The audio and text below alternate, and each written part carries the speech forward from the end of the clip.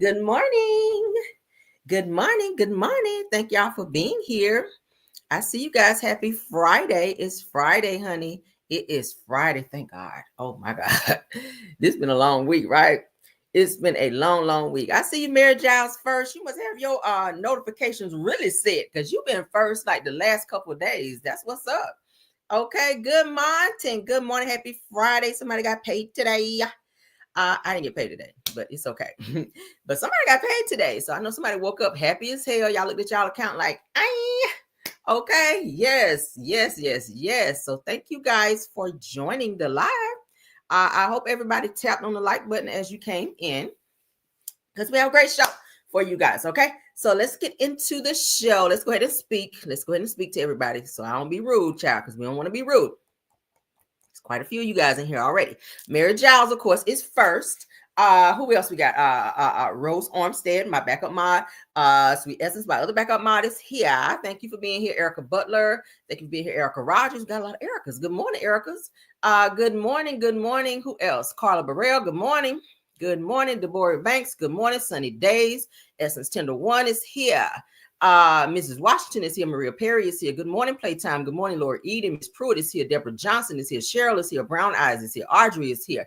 Audrey Williams. Miss Williams, if you Miss Audrey Williams is in the building. April RN Virgo. Let them know, okay? If y'all need a good doctor, somebody to check up on you, honey. If you ain't feeling too good, check on Miss April Virgo over here because she's an RN. All right. Who else? Armanelle Moore is here. Denise Slay is here. Darlene Mungum is here. Angela is in the building. Hey, Yvette Bell. Yes, let them know, Yvette. Yvette is over here modding too. I ain't mad. Okay, go ahead, girl. Get it. So Edna Horton is here. Good morning, Edna. Good morning, Scorpion Miss. My other mod is in the building. Good morning, and good morning. I see you guys all coming in. Thank y'all for being here. Pardon me. Well, I ain't really late because I had to push some things back a little bit because y'all know I be a little busy. All right, I'm busy trying to handle stuff. I multitask. All right, I'm multitasking. So yes, let's get it. Okay, hold on, get my little fan, honey. All right, ooh, honey. Let's get my little fan going. I can work real good with my fan on, honey. Y'all doing all right, fellas? Y'all all right? In my Erykah Badu voice. Ladies, y'all okay? Fellas, y'all all right? Yes, let's get into our show. We got a good show. All right, let me get this pulled back up. Child, my fan is humming, child. Hold on. All right, let's see. Did y'all get y'all fan yet? I'm gonna keep saying my hair is beautiful. Thank you so much. Y'all know I do not be really trying to be like doing a whole lot in the morning. Like I really don't. I'll do I put my pressed powder on because I'll be under these hot lights for y'all. And I may put on some mascara. And then of course lip gloss. I gotta put my lip gloss on because I do not like. You got your fan? I got my fan and I love it. Yes, Angela. Yes, honey. Fan, honey, get your fan. Y'all see this fan? Baby, listen.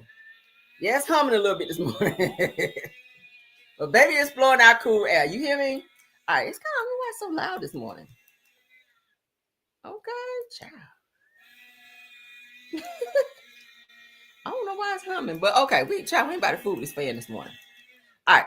So yes, but thank you. So y'all gonna get y'all fan so y'all can be cool because y'all know it's hot outside. Okay, so I don't know nobody out here sweating out your good makeup. But yeah, thank y'all so much. I do not be doing a whole lot in the morning when I come on here, child. Especially if I gotta be on the call, I'll put on some lip gloss. I'll put on some just basic if I'm coming on camera. Okay, yeah, we don't need a whole lot because we got good skin over here, child. We're not doing a whole bunch of damn makeup and shit. Ain't got to be in the mirror no 30, 45 minutes trying to contour and all that bullshit. No, ma'am. We drink water and mind our business, right? All right, so let's get into the show, honey. Everything said in the video is alleged, in my opinion, and is used for fair use and entertainment. All right, let's get it. Say, where them fans at? Right, okay, where them fans at? All right, let's go. We're going to get our little political stuff out of the way first. We don't have a lot. We're going to get into the mess in a second, okay? Thank you all for coming in. I see you, Sharon Swain. I see you. Hi. Hello. All right. So for those of you that fly Delta like myself, All right, so Delta passengers, you guys, were left stranded overnight on a remote Portuguese island after a mid-flight engine failure. Bitch, I know you lying. Child, Delta, y'all better get it together, because, baby, I'm about to be on y'all plane here soon, and I don't want no mess. And when I tell you, I'm going to be praying in my Church of God in Christ prayer before I get on the plane, baby. You hear me? I'm going to be doing a Church of God in Christ prayer before I get on the plane, because, baby, I don't got time. Too many planes is falling, and engine failure and wings falling off and tires and shit falling out. I ain't got time. Y'all need to get y'all ish together, because we pay too much money to be flying on y'all planes, and y'all charging for all this extra shit for baggage and stuff now I'm seeing too. Like, listen. Okay, the least you can do is get me to my destination safe and sound, right? All right, let's get into this, child. I said, oh, hell no, okay? Jasmine Brands, shout out to you.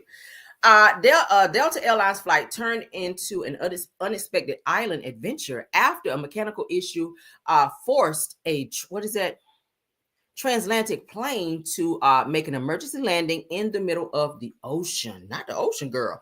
Now it says that flight 127 was headed from Madrid to New York's JFK Airport on Sunday, July 6th, when it had to divert to Azores, child, after indication of a mechanical issue with the engine, according to a statement from Delta. Now, this says that Airbus A330 was carrying 282 passengers and 13 crew members when the engine trouble occurred mid-flight. Hell no. It says that thankfully the plane landed safely and was located in, Azores, a remote Portuguese island chain in the Atlantic. Now, it says that Delta says that all passengers and crew deplaned via stairs at TER and were accommodated overnight in area hotels. That's nice. And provided meals. Okay.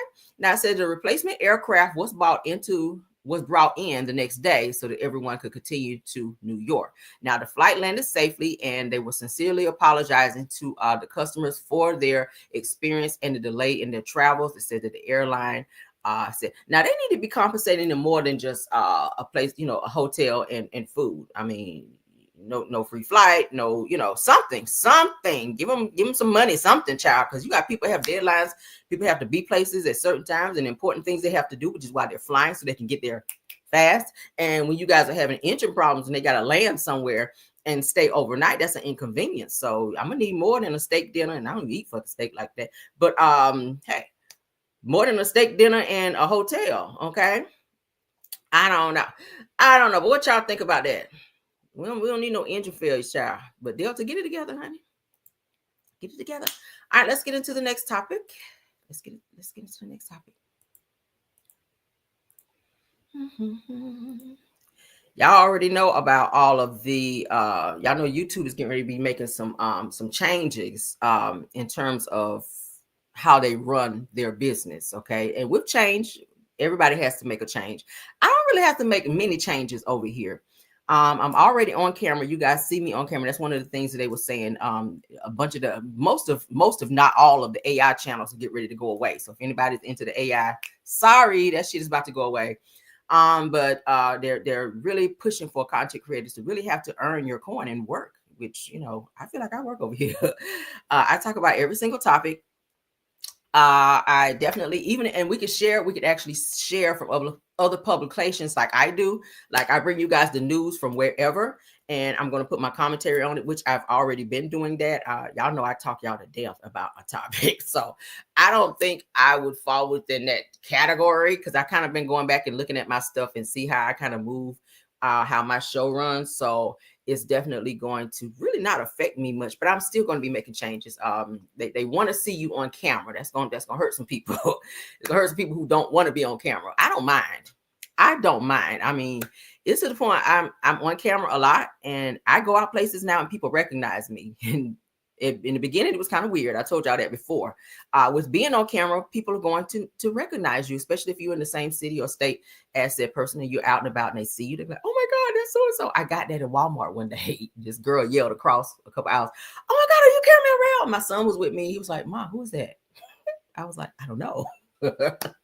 I had another person who walked up to me while I was in the produce section in the grocery store, and they walked up to me. She said, I'm watching you. You carry me around, right? She was kind of like whispering. I said, okay. I'm just like, why you want to know? Because then I'm kind of holding on to my purse kind of tight, like what's about to pop off. So you kind of have to be on ready. You don't ever know what somebody's intentions are. People want to be nice. I've taken pictures with people. I've been out. Me and my husband and my son were out at a restaurant, and this person recognized me. She said, "Hey, I've been watching you for a long time. You came around. Can I take a picture?" Cool. Yeah. Come on. Let's take a picture. Got a picture right now on my phone. But so it's pros and cons with being on camera, because everybody don't want their identity to be known, and it's that's your choice. But for me, I don't mind. I'm a public person anyway. I mean, I was already somebody before I came on YouTube. So low key, not to brag, but I mean, it's no secret. So it is what it is. So the new rules and regulations of YouTube really gonna hurt a lot of people. So if they're not ready to move within the change, you're gonna be lost in the sauce. That's just pretty much how that's gonna work. So if you guys kind of see me kind of changing just a little bit over here, please don't be upset about that. It's just that we have to stay within the guidelines and rules and regulations of YouTube. Okay. Yeah. Said yeah, I do my own. Yeah, I do. I really do. Thank you, Sweet Essence, for that. Sweet Essence says Cameron, you do your own commentary and face shown and also interpret your own. Yeah, I do. I try to do that as much as I can. I try to show face because a lot of people like to engage in that way. Not many people want to sit back and see an avatar all the time. Or just somebody putting their picture up, and that's what it is, whatever the case may be. However somebody, and I don't care how somebody else do that stuff. In terms of me, I like to engage. I feel like I'm looking at you guys right now, even though I can't see anybody. I feel like I'm looking at you. So I'm always try to be camera ready. I don't get on here looking raggedy.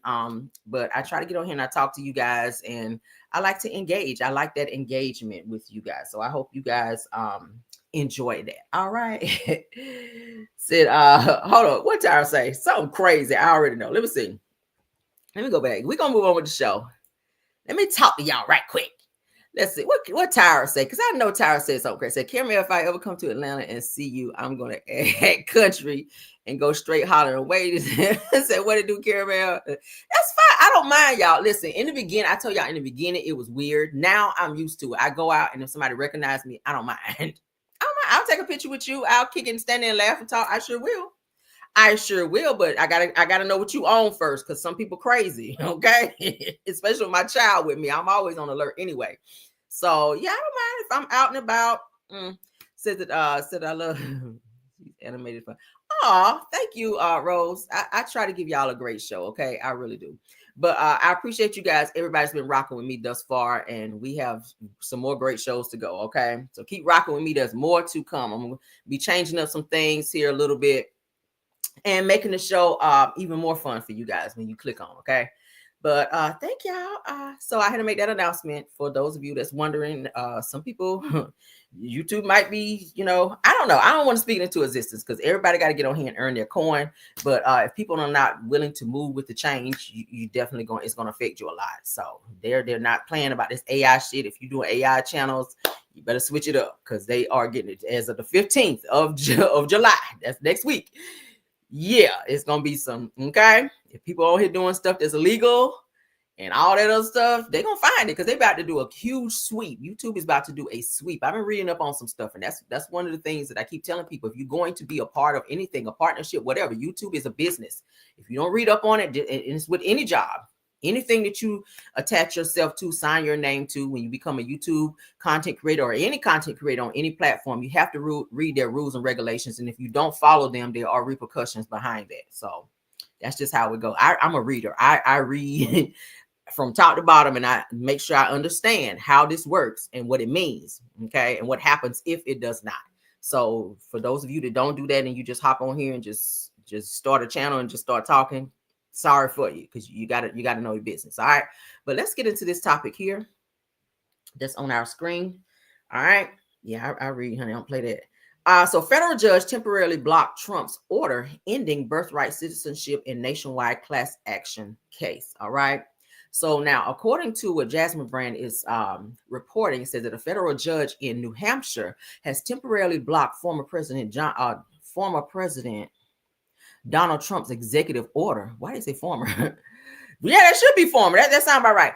Aimed at ending birthright citizenship. So it said that the ruling is part of a nationwide class action lawsuit, with the court citing potential harm to children born in the U.S. to undocumented or temporary residents. Now it says that this is going to protect every single child around the country from this lawless, unconstitutional, and cruel executive order, according to Cody Wolfsey, which is the attorney for the plaintiffs. It says that Judge Joseph LaPlante added that deprivation of U.S. citizenship clearly amounted to irreparable harm. So say that your child was born here and you're not from here, they're snatching people up and they're deporting them. So, or even as it relates to a child, they're making sure that children or just people who are not supposed to be deported should not be. We have the guy that was, y'all remember we've been reporting on this, that was sent to El Salvador. He's still not back on U.S. soil. So he is still in an El Salvador prison, thanks to the hands of Trump. But he still have not done what he's supposed to do, and they're not releasing him, and that's Trump's fault. So of course, y'all know ICE is at an all-time high. They are going places and they're getting people. I just saw where they went to this was like a farm or something where a bunch of Mexicans were working there. And I mean, when I tell you they were scattering like roaches when ICE pulled up, baby, they were running, and they got a whole lot of them. They captured a lot of them, and they are sending their asses wherever they're supposed to go. I'm not sure, but so that's what's going on. So if you ain't got your paperwork in order, honey, you better get it. You better get it. You don't want to be sent up out of here. All right. Let's get into this big, beautiful bill. Then we're going to move into the mess. All right. Child, there's a lot of people here illegally. A lot of people here illegally.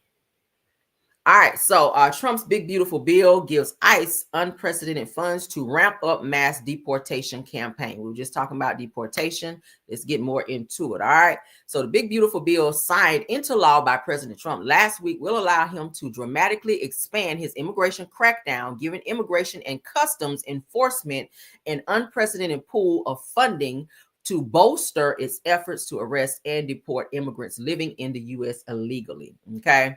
Now, overall, the Republican-led Congress set aside roughly $170 billion for immigration enforcement and border security efforts through the legislation, including $75 billion in extra funding for ICE. So they really putting a lot of money into getting these people up out of here. That's what it looked like. Now, the money allocated by the law amounts to the largest infusion of funds Congress has given the federal government for immigration enforcement. Now, at a time when the Trump administration has vowed to oversee a deportation campaign of unprecedented proportions. Okay. So y'all see that they are amping up and they are putting more money towards. Now, I find that funny how they're taking away Medicaid and they're saying that all these other things are detrimental to the funding for, I guess, for the U.S. They're saying that 170 billion will go towards immigration enforcement, but you don't have money for people who need Medicaid and SNAP benefits. I don't get it. So we're saying that people who have to survive that are from America, that's from the U.S., that need benefits in order to eat and have all the things that they need in order to survive, their needs are not more important than the needs of getting people who should not be here out of the country. That's weird, right? So you got $170 billion to put towards immigration enforcement, but you have no money to put towards. You're trying to save, like you said, trillions. Y'all were saving trillions in, or billions of trillions into Medicaid and all these other benefits that we're saying that we don't need, which I feel like we do. Think about all of the older people who need Medicaid, Medicare, all these other things that they're cutting out. SNAP benefits. We have the elderly who rely on SNAP benefits in order to eat and to be able to survive. You got to eat in order to live. So if they cannot, I don't know. I hope that I don't be working. Well, I'm not. Let me just say that I'm not. Once I retire, I'm not working unless I feel like it. But think about people who are forced to go back to work in order to make ends meet when they retire. That's sad. I'm not passing out no fucking stickers at Walmart. I'm not being a greeter at Walmart when I retire. But Trump is putting us in a position to where even if we retire, are we going to still have the funding if our retirement is still available? Because what I'm hearing is that they're going to probably be trying to take away retirement soon. I don't know. This is crazy. Let alone the people who are being laid off everywhere. Mind you, people who've been on their jobs for a very, very long time, 20, 30 years, getting ready to retire and then find out that you're getting laid off or some shit like that. That can be very, very heartbreaking. But Trump is just doing the absolute fucking most. Prayers to anybody who's ever been in that situation or is in that situation. Again, start a business. Be your own boss. That's how you cut that out. Be your own boss. Start a business. Start growing something. I didn't even tell y'all yet. I've started planting some stuff. I've already started growing. I've planted some squash. I have some tomatoes. I have some cucumbers out there, and they're starting to sprout up already. So, and I've planted some watermelons. I actually eat watermelon all the time. I got one in there now I'm about to work on when I get off here, and I keep the seeds and I planted them, and they're starting to grow. So I'm doing like a little garden. I told you I was gonna do it, so I've already started it. But the stuff is starting to grow up. I see the greens starting to come up, child. So, and they grew fast. I was like, oh my God. So I'm having my little garden out there soon with my squash and my tomatoes and my cucumbers and my my watermelon. Okay. So yeah. So y'all get that going. Get that going. You just never know. That's just like a little, a little side thing, just in case some shit pop off. I can go out there and pick my own shit and make a little meal. Okay. Yeah, I got my little garden, y'all. And I'm not really an outdoorsy girl, but when you kind of see times changing like this, you kind of got to do that. You kind of got to get into doing things that you didn't used to do. All right. And like I keep saying, it's never going to hurt you to start a little business, whether it's chocolate covered strawberries. I don't know, hell, if you're doing gift baskets, anything, because a lot of things can kind of keep you, those things can keep you, with a little money in your pocket on the side. Okay. If you're kind of struggling a little bit, because everybody can use, some extra money, right? Everybody, somebody said, I'll be a door greeter at Walmart when I retire.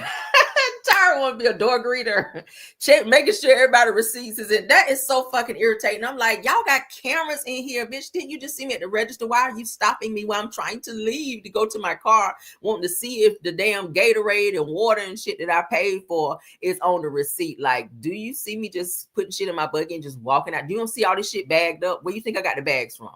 Like, come on now. They be doing too much at Walmart. Like, this shit is not that serious. Now I get it. You do have some people.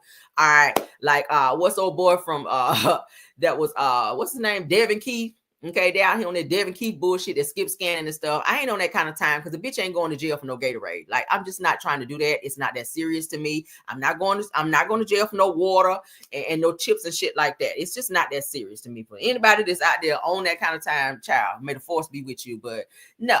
I just don't see what the point of that is. That's low-key harassment a little bit, all right? And it's always a motherfucker who can't really speak English like that want to walk up to me trying to see what's on my shit. So now, so I can get out the door faster for my bigger items, what I do is I take my pen, because I always make a note of stuff I need anyway. I make a list, and I go through and I mark off, okay, here's the Gatorade. I draw a line, like, here's the Gatorade, and here's the water. Like, so you can get out my damn face, and I can go into my car and go. I got time for this shit. Oh, my God, it's stupid, ain't it? Oh my God. That's why y'all have, loss prevention. Y'all lose some shit. Like y'all that pressed over some fucking Gatorade and water. Good God, get out of here. Okay. Come to me talking about some, so where's the Gatorade? Nigga, get out of here. Where is the Gatorade? I don't see the water on your receipt. Okay, let me call ICE on your ass. How about that? I bet you get the hell on out of here. About to call ICE on your ass since you want to do your job. That's what I'm gonna do. All right. Why is that our new thing now, y'all? When somebody don't look like they don't supposed to be here, why is it our first instinct is I'm calling ICE? I'm hearing people do that more and more now.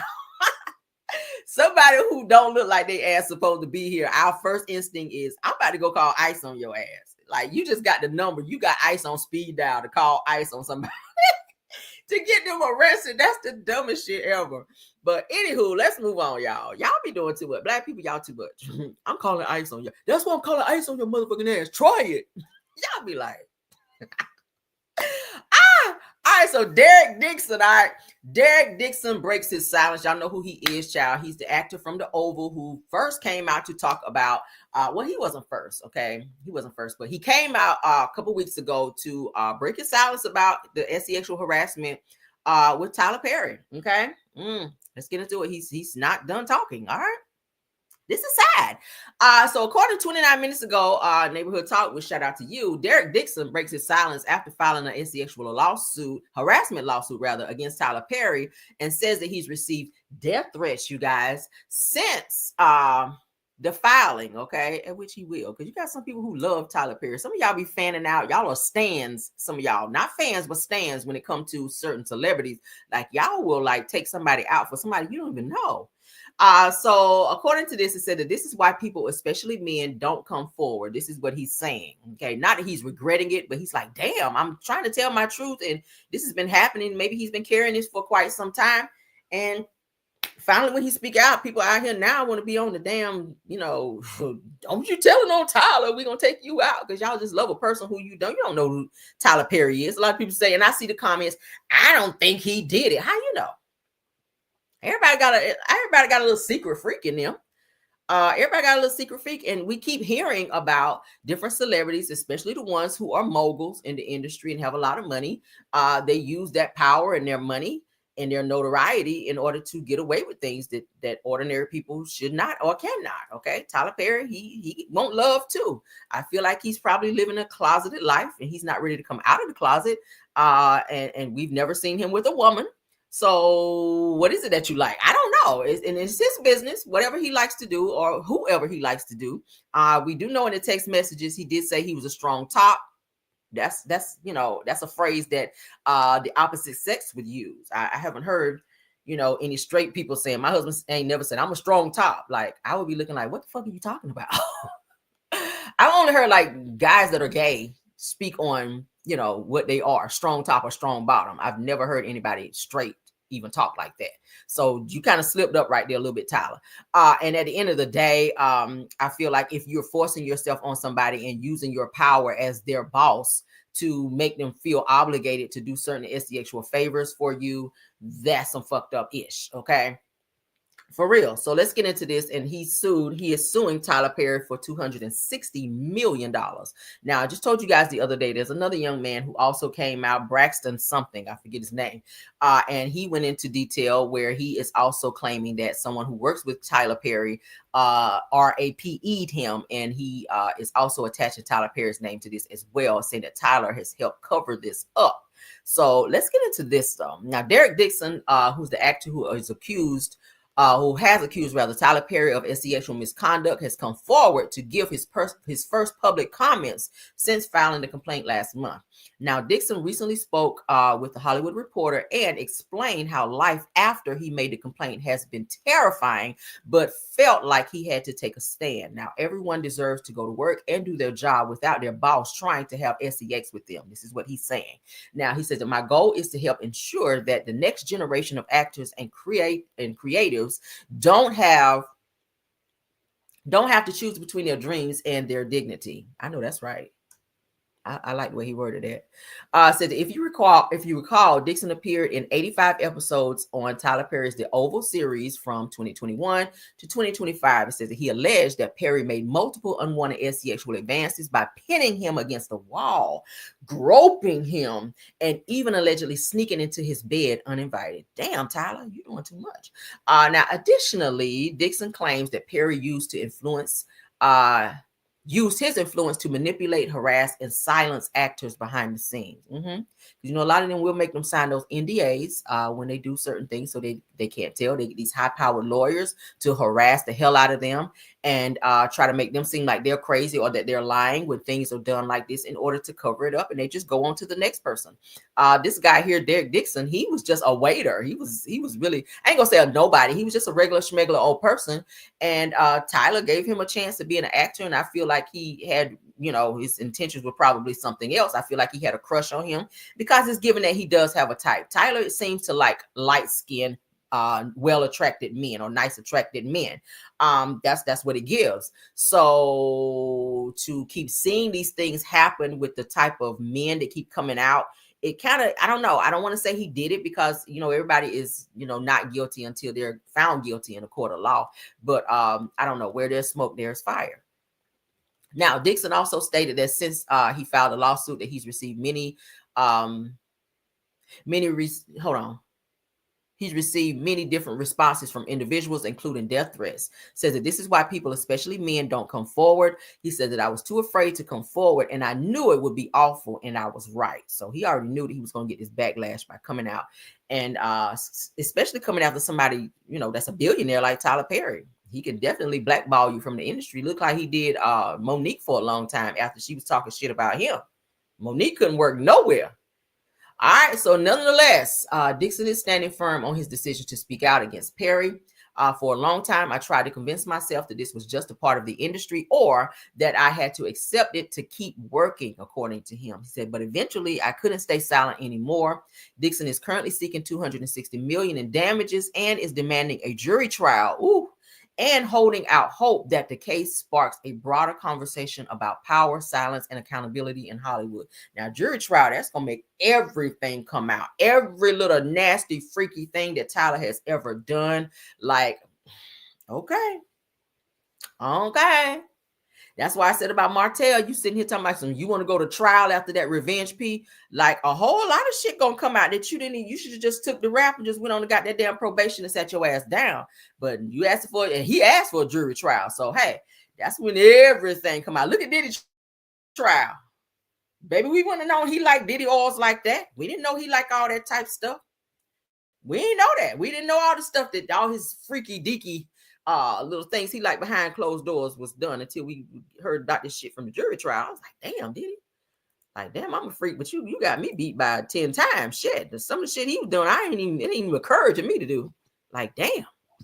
But go off. I don't even want to wear no damn oil now. Shit. For after a couple days after the damn trial, I was ashy for a couple days. I said, I don't even put no oil on because I don't want them spirits upon me. Shit. I don't want no lotion on. I don't want none of that.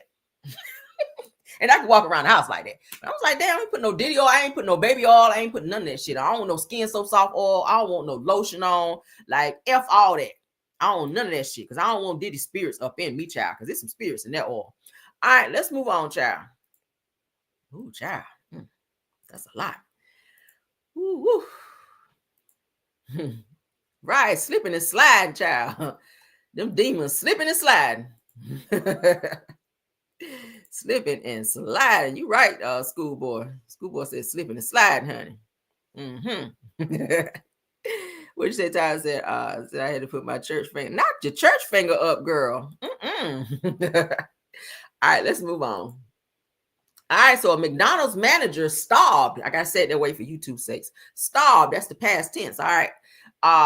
Is starved to death on the job by a coworker who claims that she was a bully and complained about being sent home early. Now, I know you start to F up somebody's money. You know, when you get sent home early, you losing hours. That means your check gonna look a little funny when you get paid.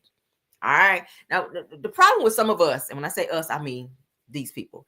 Some of us kind of get beside ourselves when we get promoted into positions and we feel like we are the messiah in that bitch. And sometimes I feel like we have this complex to where, I don't know, we try to overmanage people. It's not that serious. You can tell a person tell a person what to do, but not to a point to where you like mama. Some of us can be so damn what they call it, micromanaging. I don't like that. Tell me what you need me to do and get the fuck on. Like, don't stand over me. That's why I like being at home when I work. Don't stand over me. Like, don't keep checking in. Don't do that. I'm gonna do my job. Okay, that's why I'm here. I ain't gonna get out of my bed, take a shower, do the face bead, get dressed, be fly or whatever, and come to work and not do my job. So if I'm here, obviously I'm here to work. Do not stand over me. Do not micromanage me. Do not be walking past and, don't be calling me, sending me multiple emails and shit like that, asking me what I'm doing. If I get up to go to the bathroom, asking where I was. None of your fucking business. Okay. Do you want these Diddy showers upon you? Should I come and pee on your fucking desk so you know that I really had to go pee? Like, should it come to that? We have people that micromanage a lot, and it gets to the point where a person gets tired of that shit. And I'm not, by any sense of the imagination or any sense of the word, taking up for what this woman did, because you should not be having any type of violence like that at work. You got to get to the point where you got to starve your boss. Like, bitch, you need some help. But let's get into this because this was a lot. Oh my God. I got sent home early today by the same person. I'm telling you, she's a bully. This shit isn't funny. She needs to understand that just because she's a mother and got children doesn't mean that she can come in this store, disrespecting people, talking to them like everybody's beneath her. She has no respect. And it isn't funny at all. Like, seriously, man, I got shit I got to take care of. And she keeps sending me home early. It's not funny. See? She's playing games. And then all day, throughout the day, she keeps sending her little racial shit. And then throughout the day, she keeps on, like, putting negative energy in the air, talking about people, gossiping about people. It's not funny, man. That shit gonna have to stop. She's a bully. I'm telling you. She's a bully. She brings a lot of negative energy in there. She always panic when there's a lot going on, and then she try to manipulate that and make it seem like we ain't doing something right, but we are working really hard and doing great. It's just the fact that she panicked, and I caught her a few times making a mistake, and she tried to hurry up and play it off. Nobody's perfect. It's fucking McDonald's. It happens. You know what I mean? Like, sometimes, like, somebody might get confused. So fuck, it gets busy, yeah. But she needs to stop playing like she don't be making mistakes. I be catching her. So all that animosity and shit that she keep putting in the air and stuff, then trying to tell me I'm always snapping on people. No, that's false. No, I don't snap on people. I don't go in there doing that. I tell her, no, I make peace. That's what I'm doing. I've been creating peace. So all that negative energy that she's bringing in there and trying to manipulate it, no, that's going to stop. All that negative shit she's saying about, her personal life, all of that. No, she's bringing all of that in there and then playing games saying she want to take her belt off and beat somebody. Y'all act like my kids in here. No, we ain't your kids. Respect us. Stop talking to us like that. See? That shit is crazy. I'm telling you. But to get sent home 2 days in a row, man, and I came in on my off day to make up my time, and she still sends me home early, it's not funny. Somebody will have to do something about that. It's not. All right, so you hear the frustration in her voice. Obviously, this sounds like something that's been going on for quite some time, okay? Again, I'm not making an excuse for what she decided to do in terms of taking someone's life, because this person did pass away. She unalived her boss because her boss was on some fuck shit. It was sending her home, cutting her hours, and then bullying her on the job and using other people to bully her as well. She got to a point where she was tired of it and she snapped. So it said that the tragedy that has left a Detroit area community in shock.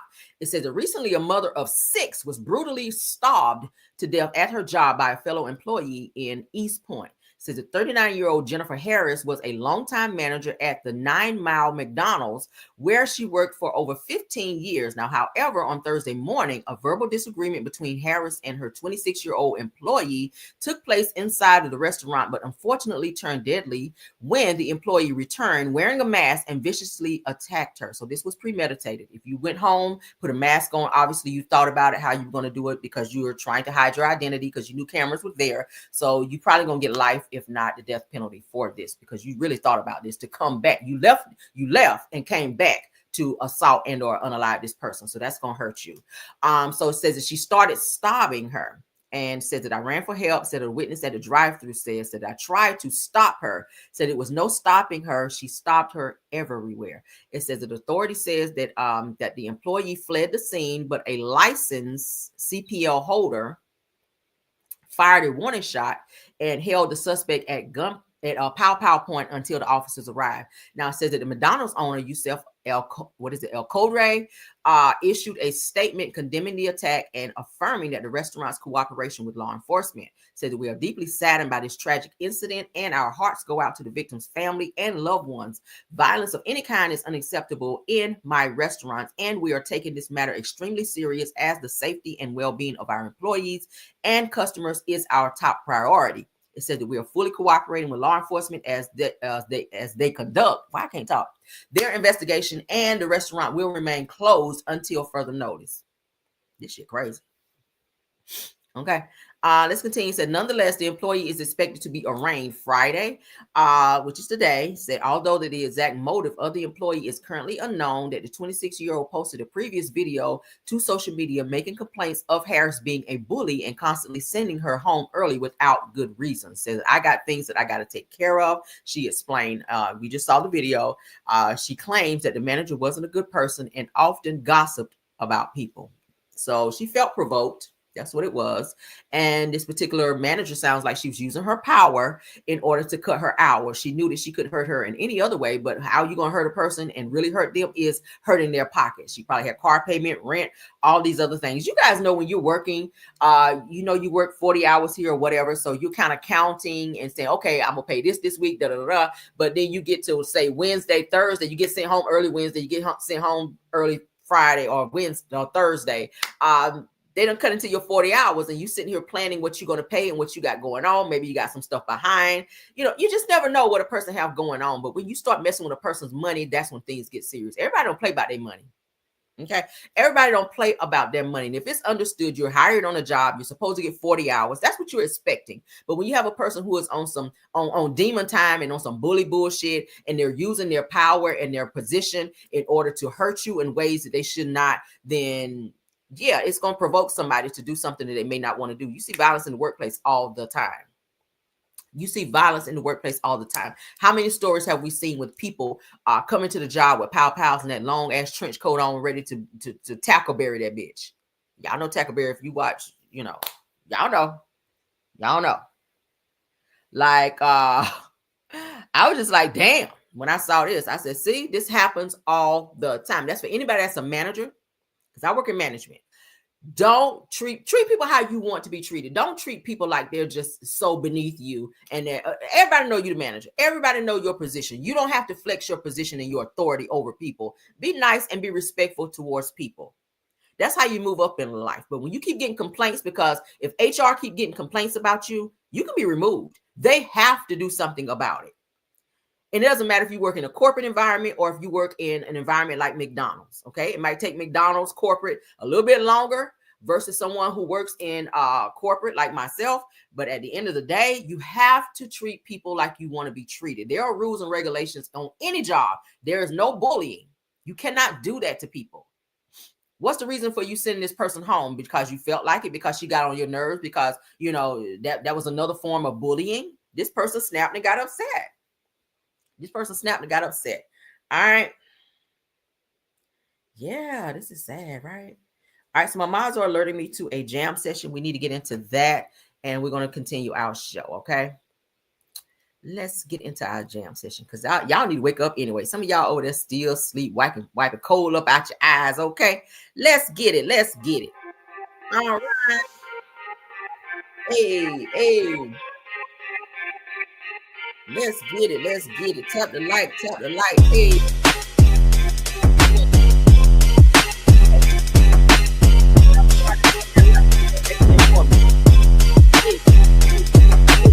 Come on.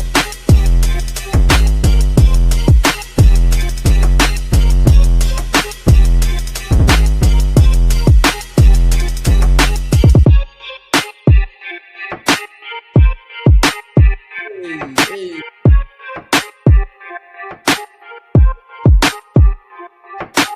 Tap the like. Tap the like.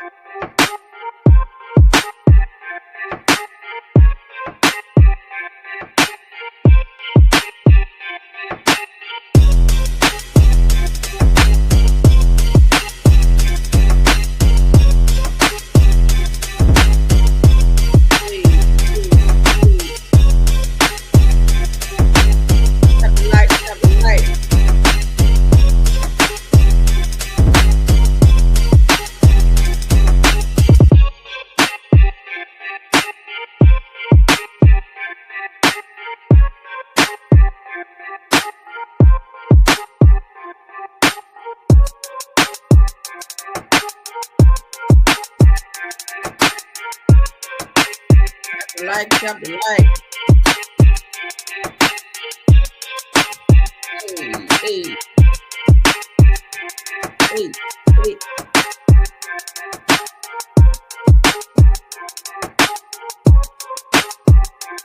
How we look for 45? Hey, bell. Hey.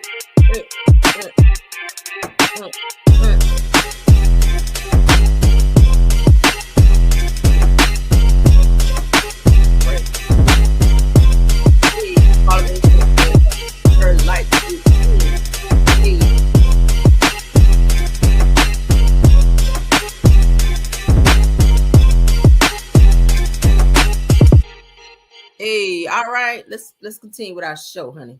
Y'all continue to tap on that like button, okay? We gotta get moving. We gotta get moving because I got a full day today. And I gotta pack my son clothes, y'all, because my son about to go out of town for 2 weeks. Hallelujah. Okay. My son gonna be gone for 2 weeks. I'm gonna miss my baby, y'all. I'm gonna miss him. But we need this. We need this, okay? And he wanna go with grandma for 2 long weeks, and she gonna spoil the shit out of him while he gone. I just know he gonna do everything he wanna do with grandma. He gonna go out to eat, he gonna go shopping, he gonna go all over the place. She already gave me a whole list of stuff they about to do. So he gonna be with my sister and cousins and his other grandma. Child, he gonna be at home. You hear me? So I gotta go so I can pack his bags because tomorrow we gotta go take him, honey, so he can spend 2 weeks with Granny. Okay, 2 weeks with the Granny. I was like, hallelujah. He woke up early as hell this morning. I'm like, my son, since school has been out, my baby been sleeping till like 10, 11. He just lay there and just sleep, honey. He want to sleep in. This morning, I heard him walking around upstairs. I was like, why is he up at like 7-ish? Why the hell is he up? He don't never be up that early on the day he ain't got to go to school. I have to go and wake him up. Like, come on, get up. Baby, he was up early this morning. Y'all hear me? I was like, what is he doing up, walking around upstairs? Child, if you don't go lay it down, it's too damn early. But anyway, but let's get into it, honey. So let's go. So I gotta work and I gotta pack his stuff. And yeah. But let's get into the show, child. Next topic. My baby gonna be gone, baby. 2 long weeks. 2 long weeks, honey. Yes. He is excited too. He is excited. All right. So Jay-Z is clapping back, okay, at the man claiming to be his alleged secret son. Now I think we talked about this a while back. When this guy first came out to say that Jay-Z was his father. I ain't gonna hold you. Looking at the pictures, I see some similarities, but we can't go by pictures because DNA will also tell us if he is. But I feel like, and a lot of people were saying that they feel that Jay-Z does not want to take this damn DNA test because then it would also reveal that he slept with this guy's mother underage when she was underage. So I think that's why they're saying Jay-Z is avoiding this DNA test, because they've been saying, hey, you got a certain amount of time to take this damn DNA test. This woman has been saying over and over and over, and it's been said this guy has stood on the fact that he really feels that Jay-Z is his father, but Jay-Z is just like, I ain't taking no damn test. He's saying that Jay-Z is saying that he feels like this is a decades-long piece of harassment that's going on here as related to this guy steady coming for him, asking for a test. Look at this guy. Look at him and look at Jay-Z. Do y'all not see similarities here? I feel like that might be his daddy. Says that the fabrication allegations and claims have been addressed and rejected. So let's get into what it's saying here.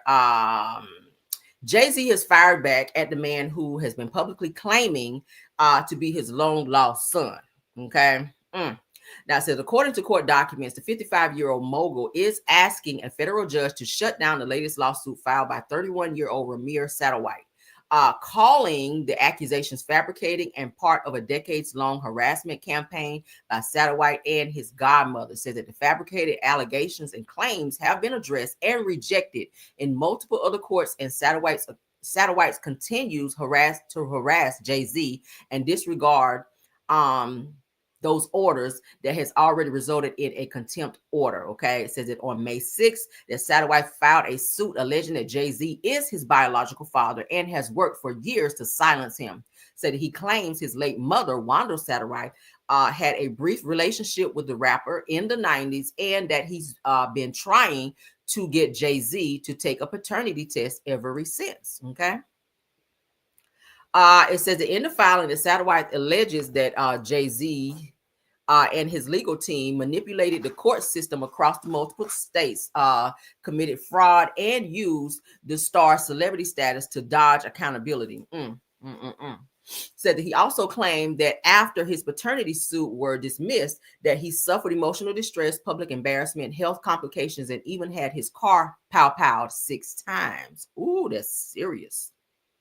Because y'all know Jay-Z is street and was street, honey, before he even became Jay-Z. Now, it says, however, Jay-Z's legal team argued that he just became aware of this latest lawsuit in June and requested more time to respond. Says that when they tried to get an extension by calling Satterwhite's godmother, they say that she hung up on them. Now, additionally, the legal team stated that multiple courts have already tossed out these claims and even hit satellites with a contempt order for continuing to pursue them despite previous rulings. Now, nonetheless, Sadawat said that that he's not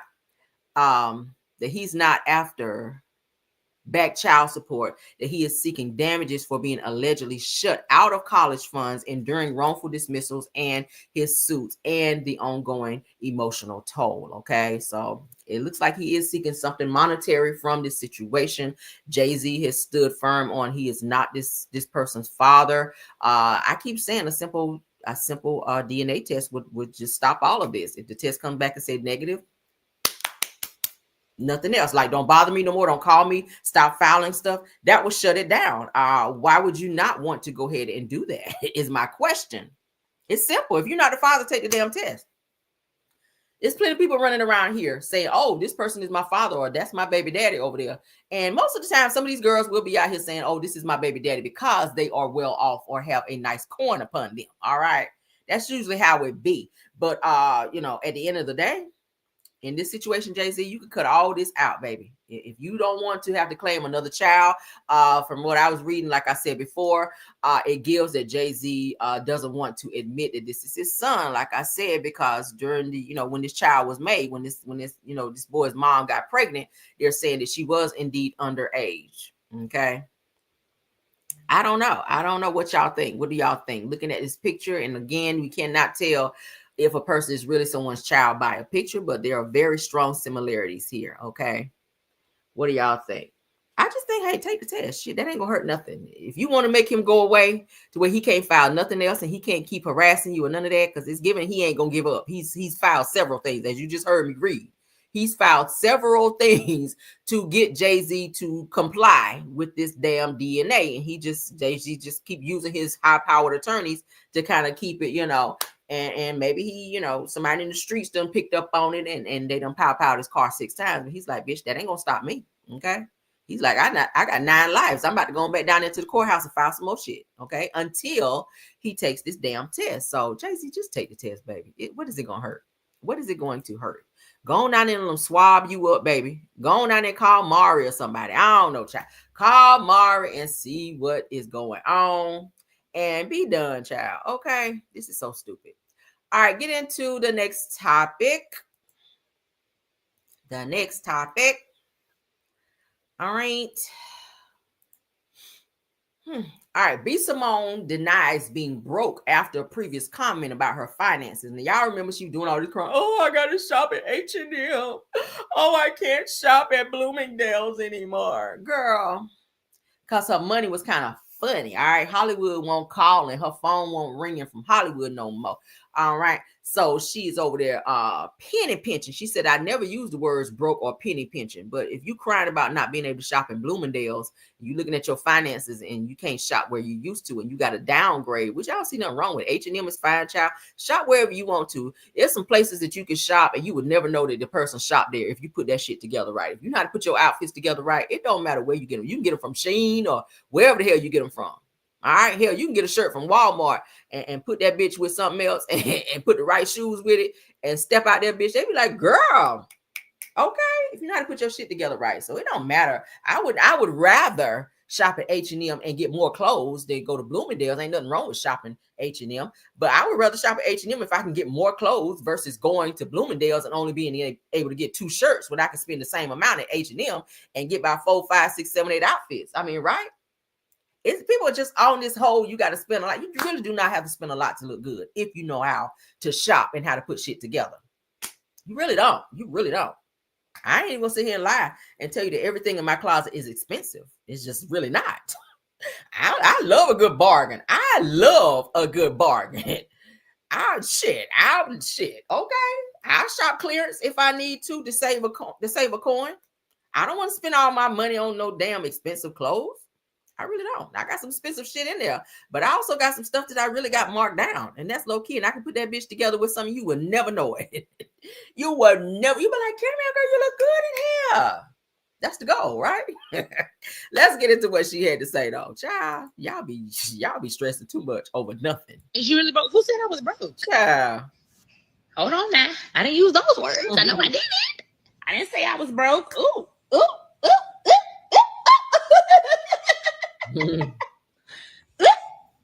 I ain't never used the words broke or penny pinching. Child. I know that much. I know I didn't say I was broke. You're not funny at all. Oh, Black Baby. Bye. Let your last come and you'll ever be commenting. Oh my God. It's so crazy that you're saying was H&M open on the 4th, because no. I just went over there and they was closed. I did go to H&M today and it was closed for the 4th. I love H&M. You know, that's one of my favorites. I know. All right, then. Great. H&M shopping is going great. I have an H&M bag over there on my couch, and I went to H&M today, but they were closed for the 4th. Open up this robe. You don't want to see these titties hit the ground. Is she really broke? Who said I was broke? That's the most rudest shit ever for somebody to sit on a live and just be burping like they ain't got no damn home training. Like, girl, who raised you? Damn. Ooh. Hold on now. I didn't use those words. I know I didn't. Girl, again, there's nothing wrong with shopping clearance, or if you can find something on a good old markdown, girl, go on and spend that coin and get that markdown. All right? Girl, it's some places you can go and spend about $150 and have a whole wardrobe in that bitch. You want to go to Bloomingdale's and get one shirt for $150, or you want to get 6 outfits from H&M? What you trying to do? Finances. Like, the budgeting, you see how I am nitpicking every little thing. I've never been like that. We were in Bloomingdale's yesterday. I'm like, we have to go to H&M. Yeah. Like, finances. Like, the budgeting, you see how I am nitpicking every little thing. I've never been like that. We were in Bloomingdale's yesterday. I'm like, we have to go to H&M. Yeah. Like, finances. Like, girl, did you just say you didn't say that? I never said I was broke. I never said I was penny pinching. Girl, you just said it. Why people gotta lie? You gotta lie to kick it, B. Simone, okay? It's okay, baby. Your money is fun. Everybody have moments where their money be looking like that. You just gotta re-up and find out how you gonna still be out here being a bad bitch out here. That's all. You just gotta re-up and find another avenue in order to still look good. You don't have to shop expensive. You really don't. You really don't. All these people out here buying Birkin bags for $20. Why would you buy a Birkin bag for $20,000? Well, you can get a whole bunch of shit.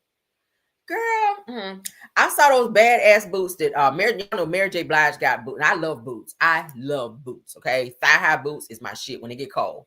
But let me tell y'all, Mary J. Blige got some really nice boots, and I saw these boots, and they're like almost $300. And I said, bitch, do I want to do that, or do I want to get more than one pair of boots? That's expensive boots, but I don't want to spend all my good earned coin on some high ass shit when I can get multiple. That's how I think. I like to have a lot of stuff. I don't know how y'all shop, honey. I don't know how y'all shop. Now, every now and then I'll drop a dime on something that I really like, and I might spend a little bit, but for the most part, I like to look good, but I also don't want to spend all my money on one thing. I feel bad. Like, I am so frugal when it comes to my coin. I don't see what you crying about being able to shop at H&M, because maybe low key, some people can't shop at all. Think about some people not being able to shop at all. You got people that don't remember the last time they went shopping. They are still recycling outfits and still out here like struggling on the struggle, cannot shop, can't walk into a store and buy as much as a fucking shirt. And you are sitting up here crying because you got to downgrade from Bloomingdale's to H&M. Girl, get your life. Get your life. That it is not the end of the world. You are crying about some damn H&M. H&M got some nice shit in there too. But anyway, let's go, child. Let's continue. She's ignorant as hell, like for real, for real. Let's get into some Real Housewives of Atlanta stuff, because baby, they show so many clips on Real Housewives of Atlanta. I'm like, damn, am I gonna need to watch the reunion? Y'all playing so many clips, baby. I'm gonna probably not even have to watch the reunion here in a few. My lord. All right, so let's get into it. Bravo Shade Room, thank you. Now they're saying it was Cynthia's cheekbones Bailey, the glue of the Real Housewives of Atlanta group. It says that Andy welcomes the best friend Real Housewives of Atlanta has ever had to share her thoughts on this season. So y'all know that Cynthia came back this season as friend of versus having her peach. All right. when they let her go before, honey, she lost that peach and they haven't given her peach back yet. Do you guys feel that Cynthia kind of proved herself this season in order to regain her peach? Put it in the chat. Put a 1. Put a 1 if you feel that Cynthia Bailey has proven herself this season enough to get a peach for next season. Or should she stay as a friend of on Real Housewives of Atlanta? Let's get a poll right quick. All right. Put a 1 if you think Cynthia Bailey deserves her peach back because she kind of brought it this season. She kind of brought the girls together and she, or put a 2 if you feel no, baby, just stay as friend of, because no, absolutely not. I see some 1s, I see some 2s. And you guys can vote honestly. Nobody's going to be called out. Nobody's going to be embarrassed. I just want to get a poll and see how you guys feel about said topic. I said friend of always. Sweet Elsa said friend of always. Okay. I see some 1s, I see some 2s. Okay. Some of y'all missing. Cynthia, I don't dislike Cynthia. I just feel like she just really doesn't bring a lot to the show. I feel like she's more so a follower on set. She kind of goes with whatever's going on and then just, occasionally add her 2 cents into whatever is going on. If the girls are fighting or arguing, like she already made up her mind who she's cool with, and she's going to kind of, she try to stay mutual in the situation or neutral. And, she's kind of like because she's probably the oldest one on the show now. Okay. But, and she look good. She look good. But I feel like she kind of is a fence rider sometimes when it comes to the girls. All right. And I don't feel like she shared enough about her life in order to have a peach right now. Okay. So I feel like she should stay definitely a friend of for the moment until you have something that's really popping enough to talk about. I mean, shit, I don't even feel like Porsha should have a peach, to be honest, according to what she brought this season, if I'm going to be totally honest. But let's get into what she said here on this clip coming up for the upcoming reunion. All right. Shout out to the Bravo Shade Room. Let's give a warm welcome to the best friend of RHOA has ever had, the one and only Cynthia Cheekbones Bailey. Hi, Cynthia. Hi. Great to see you. Hi, Andy. Nice to see you as well. It was so wonderful having you as a part of the season. You brought the peace where needed, and you gave out all of the love. How did you enjoy your role this season? I actually loved it. I was able to relate to so many different things that they're going through because I've been through divorce on the show. I've been married on the show. I've been through friendship breakups on the show. I was able to just be supportive. Well, I mean, you were kind of the glue of this group. Absolutely. You were able to flow in between everybody. How do you feel about Frickin' Frock revealing all about your hood?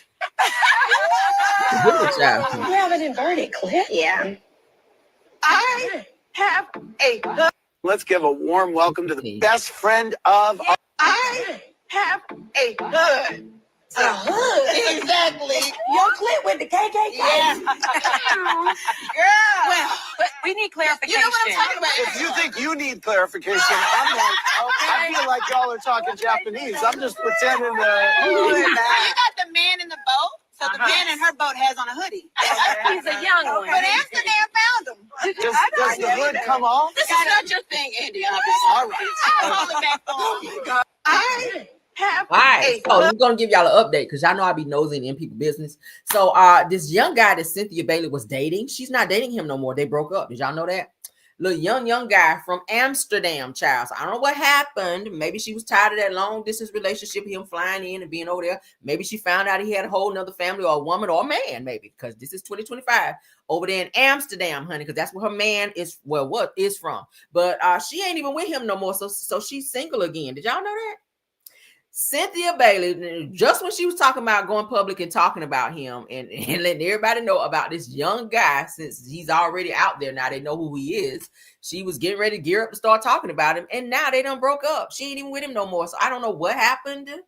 Maybe she'll talk about it in the next season or two. I don't know. But for now, she's single again. Y'all know Cynthia cannot keep a man to save her life. I don't know what it is, girl. Like, I don't know what it is. You done been through Peter. You done been through, what's the other guy that was a newscaster? You done been through this little young guy. You done been through Leon. Like, and we don't even know who else behind the scenes. Because I know she said that at one point she was on a dating site and she was dating people from dating sites, like a celebrity dating site. So who knows, child? But bottom line is Cynthia, baby. Maybe Cynthia just gets bored fast with men, and you have people that's like that. Maybe some people just have low tolerance for bullshit. They don't like a lot of bullshit. They don't like a lot of lies, and you know, the least little thing you do, they out of there. So she just don't be sticking around for shit. She don't care if it's a marriage or a relationship. She just be like, deuces, I'm out. So she is single again and out on the damn prowl. Okay, according to Trina. Y'all remember Trina, honey? Trina said she's single out on the prowl. So Cynthia Bailey is indeed single again. All right, let's move to the next topic.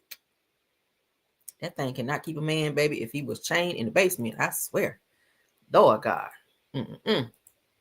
Lord. All right, another sneak peek. Like I said, we ain't gonna have to watch the reunion soon because they're giving up all these sneak peeks for the damn reunion. Now, Andy Cohen discusses Kelly's 100K lawsuit and her extravagant spending. So y'all know most recently they had a post out about Kelly, one of the newest peach holders on Real Housewives of Atlanta, that she was being sued, I think, by a credit card company for over 100K, I think it was, for some type of lawsuit. And she always talks about how she likes to spend extravagantly. So people were like, girl, what's going on with you? So let's get into it, because y'all know they be in everybody's business, child. Kelly, we have been awaiting the opening of the second location for Nana's Chicken and Waffles. Where are you in the process? I had a little lawsuit thing going on. You owed $100,000 in unpaid rent, interest, and late charges. Yeah. What's the status of that? They have received a good sum of money. Okay. And we should be opening very, very soon. What was the holdup in paying the funds? Oh, I just had $200,000 in attorney's fees. Okay. Okay. Lisa from Boston has an interesting point. You seem to have a lot of expenses, from extravagant gifts for Chloe, a bodyguard, Cha-Cha's grooming. Are these necessary expenses? All of them are. Yes. Painting the dog. Absolutely. I mean, I need to identify my dog. She's only been stolen. She lives the most fabulous life ever in the world. Got a facial massage. I mean, I know,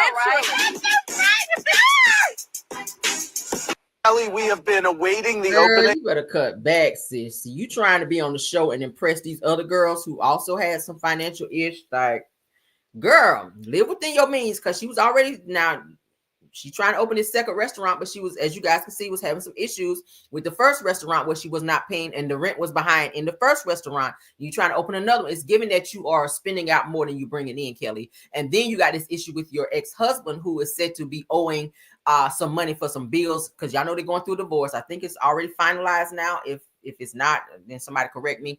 But her ex-husband, who went to court for their divorce, wound up getting there to find out he had a warrant for something. They arrested his ass, so he was in jail. But then the company that they, I think, rent for sued Kelly and her husband. So it fell on Kelly because her husband was in jail.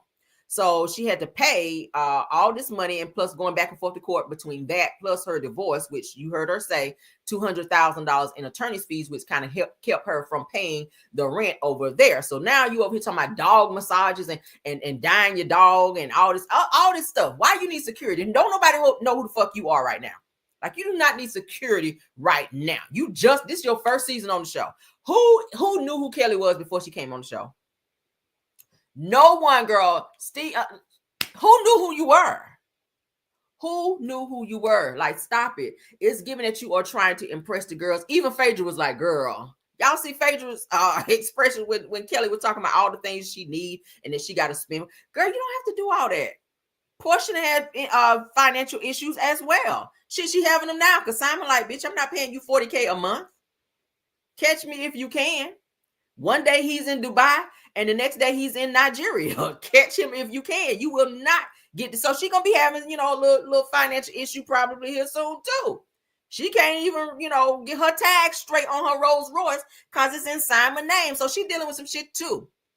Okay, Cynthia, you was dealing with some shit too over there with the little modeling agency place that you had over there, where it was said that you was having girls coming up in there promising them dreams of being a model, and some stuff was going on where you were charging them fees that you shouldn't have been charging.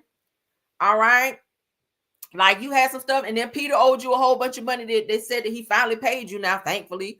All right. So and let's not forget about when you was getting married to Peter, how your finances were looking. You couldn't even have a stress-free wedding because y'all didn't have the money to do so. And you were getting married at the damn place down there at the museum with all them damn dinosaurs everywhere. You couldn't even afford it. Your mom had to step in and pay. So everybody sitting on that stage have had some issues and or financial stuff going on. Okay. So but Kelly, I really feel like she's trying to fit in with the girls and she's overexerting herself financially. And it's not a laughing matter. She tried to laugh it out. Yeah, it's only, $100,000. That's not funny, girl. That's really not funny. Like, dial back, okay? Stay down till you can come up. That's what they say, okay? Hood lingo. Stay down till you can come up. You ain't got to impress people and be doing that to yourself, sis. It's just really not that serious. All right. I think you should invest your money in the waffles and not the dog. Oh, no. Well, I'm invested. The waffles are good. Okay, good. All right. Well, I'm just waiting for this location to open. I am spring, summer. Is that It'll what we're definitely be summer. Okay. I see somebody else saying, yeah, downgrade. And if you got to be on the if you're going to be on the show next season, if you're trying to look the part, maybe just rent a house or something like that, or lease the house out for the season. If you want to just look like you living lavishly. I keep saying the same thing about Porsha. She was out looking for this house to rent. They be looking for these $1 million houses to rent to look rich on the show, but be struggling like hell behind the scenes. Girl, it's not worth it. Put your money where it's supposed to go. Invest, honey. Invest. I keep saying shit. Anyway, let me stop, child. Let me stop. Y'all do what you want to do with your money. I don't give a damn. Hell, I'm going to invest. People always trying to say, I don't know what I'm talking about. I damn sure do. People always say I'm broke too, but we ain't that. But let's continue. All right. Federal. Why we talking about federal?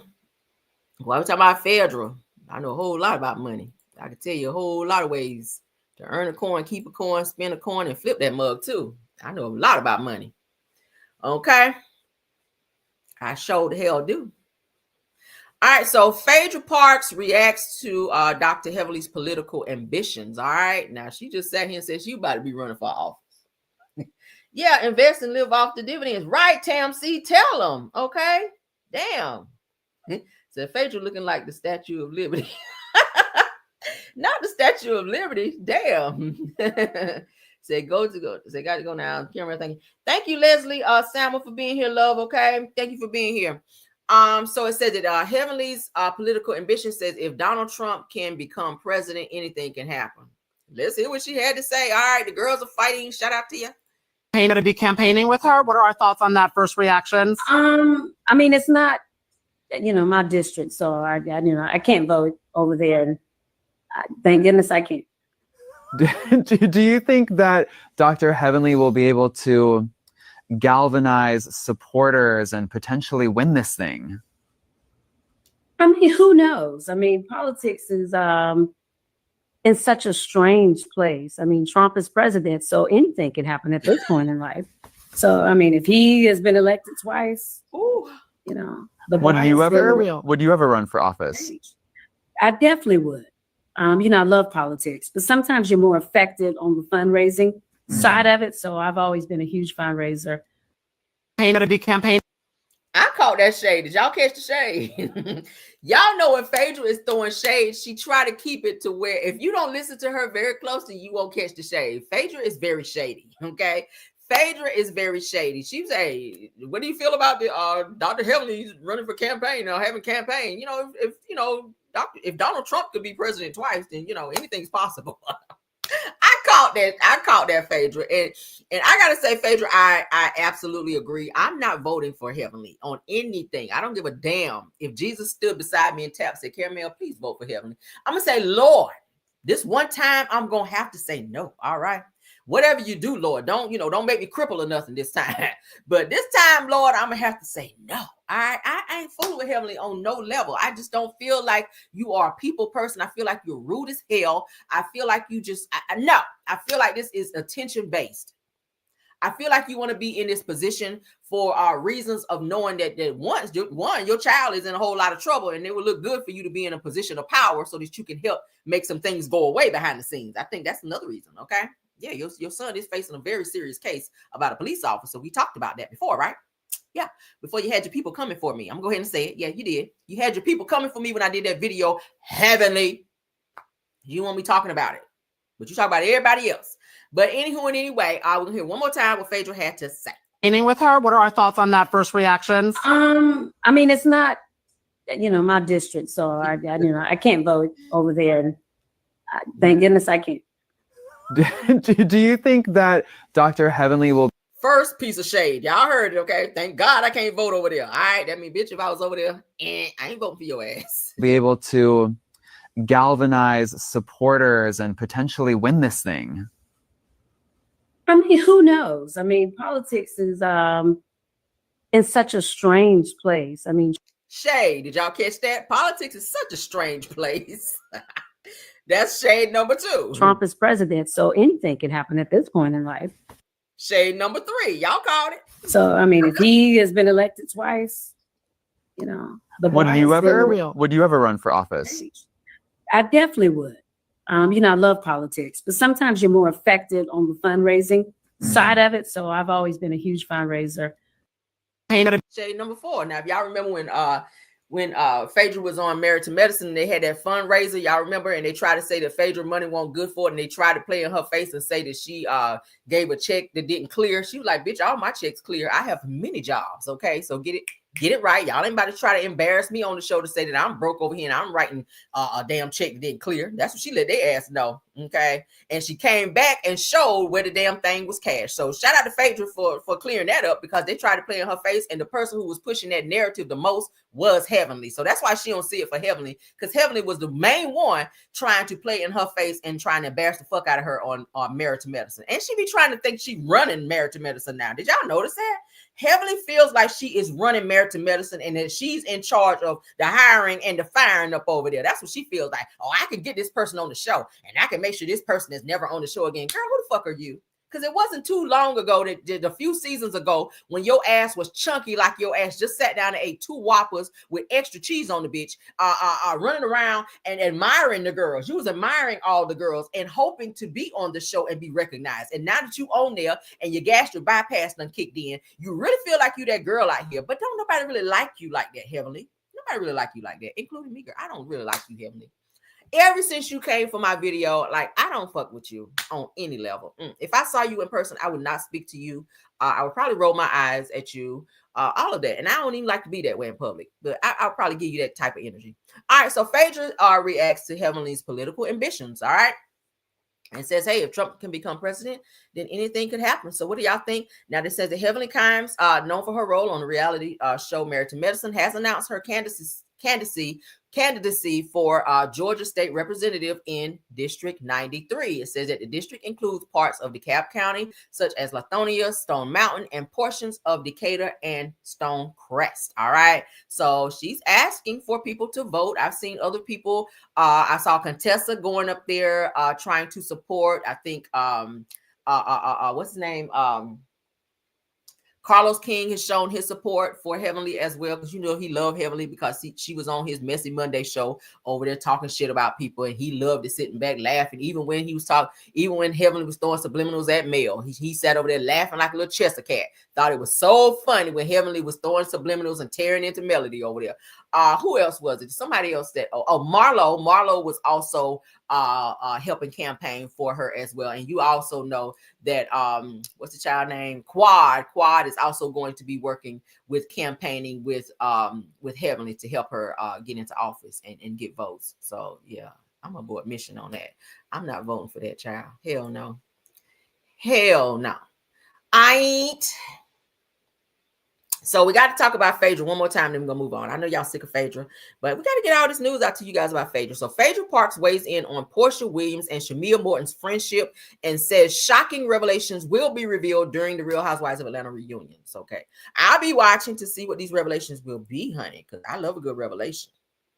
Okay, especially when it's some tea attached. And I love a revelation with some tea attached. So let's get into, honey, virtual reality. Jasmine Brand. Let's go in terms of what Phaedra, and that's what I like to call her, Phaedra, had to say about the girl. Well, and I really loved for a while on this season watching Shamea getting in the mix so much more, because she's just such a light and so much fun. But I hate that her and Porsha kind of aren't connecting as well as they used to be. Are you? And I mean, you lived through the reunion with them. You can't give too much away. Are we hopeful for a rebuilding there? Well, I'm always optimistic, and I never say never. So we'll have to see what happens. I mean, I think it's a lot going on there. The reunion is going to reveal some very, very, what might people might think shocking revelations, and so I think they, have some things to work through. But never say never, because if someone's truly your friend, you can survive anything. Because it seems like a lot of people have been like, the cast have been like, oh, well, Shamea told me this about Porsha, this about Porsha. Is more of that coming out of the reunion where Shamea just kind of talked to a lot of people about Porsha? You're going to have to tune in. I don't want to give too much away, but there will be a lot of light shed on, what was going on behind the scenes. Do you think any progress was made between Porsha and Shamea, or did they leave the reunion in a worse place? Well, they definitely hashed it out. But I guess progress is depending on the barometer of what you think successful is. And, so I dare say that everything is totally resolved. But I mean, there was plenty of conversation. So I think both of them know exactly where the other stands. Well, and I really loved for a while on not the barometer girl. Phaedra is always funny with her shade, I swear. All right, so Phaedra is sharing her thoughts on Porsha Williams and Shamea Morton's longtime friendship. Y'all saw them have an exchange from the clip that I showed you guys a few days ago, where they had a little back and forth, and they decided to have like a truce where Shamea was saying that Porsha was saying some things about her mom, and Shamea didn't like it. So Porsha kind of stood 10 toes on that, and they started arguing on stage. So they just made a declaration that they're just going to try to be cordial and just kind of get past it and not mention each other's mothers, because they know that that's a soft spot. Okay, you don't talk about people mama, they fighting words. All right, so Real Housewives of Atlanta viewers saw Shamea and Porsha's relationship take a major hit on this season of the Bravo series, and according to Phaedra, things will come to a head during the reunion, which is set to premiere on Sunday, July 13th. That's this Sunday. Okay, I'll be out of town. She said that a revelation that many will consider shocking will be revealed, adding that it is that it's a lot going on there. Okay, it says as far as where things stand between Shamea and Porsha now, Phaedra said that they're very clear on the status of their friendship. Okay, so we'll see what happens. We do know that Shamea is very close friends with Kandi. We just saw that most recently when the two of them came out and was supporting and was in support of the Diddy trial, Diddy's verdict being coming out to be what it was. And they got a lot of backlash from that as well. Okay, and they also says that Shamea and Porsha was also seen kissing and tongue kissing and carrying on, filling up on each other in the club with Kandi. So they kissing friends over there. That's what they say. So maybe that's why they so close. Maybe they done been over there in the dungeon or something. Allegedly, I don't know. Okay, maybe Shamea was laid back in Candy's lap and letting Kandi sing some Billy Goat tunes in her ear over there. I don't know. Maybe she was laid back like this, in Kandi lap, and Kandi was on that shit there. I don't know what level of freakiness they was on, child. But whatever, honey. Whatever. Baby, if you letting Kandi sing in your ear, I don't know. No shade, Kandi. No shade, honey. You do produce some good music. She laid back with her head in Kandi lap, honey, with Kandi singing in her damn ear. That's what it was. That's why you tongue kissing her in the club. Every man wants a woman. Rubbing your hand through her hair. Cook them up a good meal. Ooh, child. Okay, baby. If that turn you on, I don't know. You might need to see your therapist. Cause baby, Shamea, if you like that kind of singing in your ear, girl. Ooh, child. Why she rubbing her hands through your hair with them Billy Goat vibes? All right, let's continue, because Carlos speaks on Andy. Now, we've been waiting to hear this question for quite some time. So shout out to this person, child, interviewing Carlos to ask him this question. And Carlos just sat up there and lied like the lion ratatouille mouse looking thing that he is, okay? Just sat up there and lied. Just lied like he always damn do. All right, so Carlos says that I'll never miss a chance to give flowers to those who paved the way. Really? When did you give Mel her flowers? I ain't seen no hands and I ain't seen no flowers in Melody hand from you. I haven't seen that. I have not seen that. When did you give Melody her flowers? You never give up a chance to give people the flowers for the paved the way. Melody paved the way for Love and Marriage Huntsville. I ain't seen you give no flowers there. You did give some shade though. Is that your interpretation of flowers? I don't know. Let's get into this post. All right. There's been a rumor that there's like this thing with you and Andy Cohen that isn't the best relationship. Yeah, that's false. That's false. He and I are fine. I have said this to him personally, and I'll say it publicly. He is somebody that you have to be blind to not see that he paved the way for people like me, for producers to be able to host reunions, for producers to be able to be seen as talent. And so you trying to be like Andy? That's what you're saying? That's what it gives. And we're not going to negate that for him. Again, when you are two people doing great work, the audience wants to pitch you against each other. They tried to do that with the two of you, right? They tried to do that with Brandy and Monica. And the fact that you two came together, Brandy and Monica are now on tour. I'm not going to fall into that trap. Yeah. I am an amazing version of Carlos King. And at the same time, in my same breath, I can give Andy Cohen his props for being the best at what he does. There's always been a rumor that there's like, oh, really?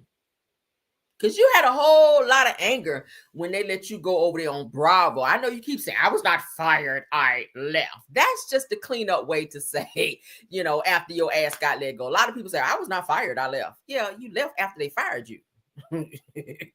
Let's not forget, you were the reason why that whole big situation happened over there on Bravo. This huge fight and all this bullshit. And the lie that happened with Phaedra, it said that Carlos may have been behind that bullshit. We ain't seen you back over there no more. We haven't seen you work on anything Bravo related since then. So it gives that there was some tension between you and Bravo, because if you left under good terms, why is Andy not calling you back to work with him? Why have you never been on Watch What Happens Live? You know how long that show been on? They just renewed Watch What Happens Live with Andy Cohen. And I saw you try to do your reality with the King show to try to mimic Andy Cohen show, Watch What Happens Live. And that shit is gone. They canceled that the first season. So it gives that, you tried to be Andy a little bit, but yeah, the people was like, boy, get the fuck out of here. We ain't feeling that. People are still watching Watch What Happens Live, and you still keep trying to recreate yourself. Now you're trying to do it by way of YouTube. Now you got a little following over there and whatnot, but you will never be on the level as Andy Cohen. You just not. Your money will not be as long as him. One, he's a white guy.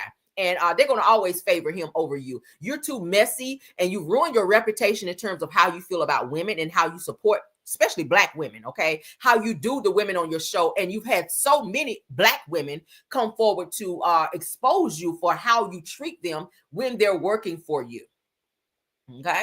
You have lawsuits against you from Black women that you employed. Do we need to do a rundown? Because we can. I'm just saying it. Let's start at the top. Melody Cherie sued your ass after she left because of how you treated her and how you were bullying her and the things that happened on the show, how you put her in harm's way with Martell continuously being his ass on the show when we know he did not have a fucking storyline.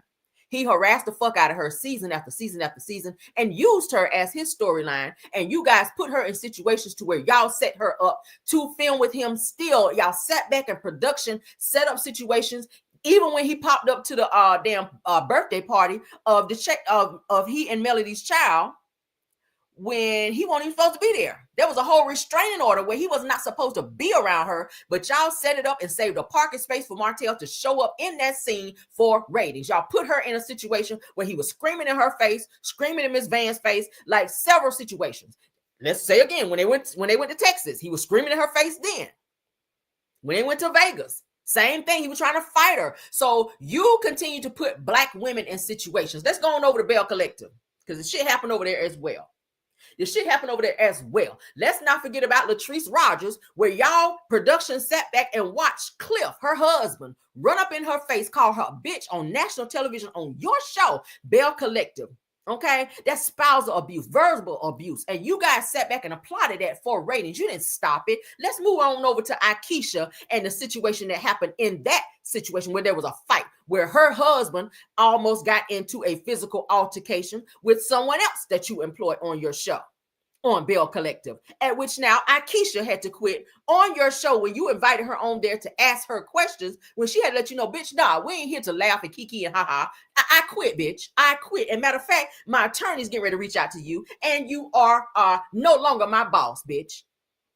So she issued you a warning that there was a lawsuit ensue and that she quit. Okay. And very shortly thereafter, So Gucci quit as well, because you also put her in a situation with Selena, who she had documentation from the courts saying that they could not be in the same room because a restraining order was in place, because also on your show, Bell Collective, she was attacked and a glass was broken when she and Selena got into a fight. So you continuously put Black women in situations that are not safe for ratings. You disrespect women. Let's not forget that your cameraman beat the ish out of a Black woman to a pulp, and you still employed him, and you still tried to hide that shit behind the scenes until content creators got wind of it and spoke on it. And what happened after that? He was then let go. So you kept this person on your payroll as long as shit didn't get out, because you don't give a fuck as long as you get what? Ratings. That's who the fuck you are, Carlos. I ain't got nothing for him, and we're going to speak the truth over here. You don't see it for Black women. I don't know what you saw in your household when you grew up, with how your mother, because it always starts there, with how your mother was treated. I do remember you mentioning that you were not received well as a child because of who you were and who you were trying to come out to be as being gay. We're going to go ahead and say it.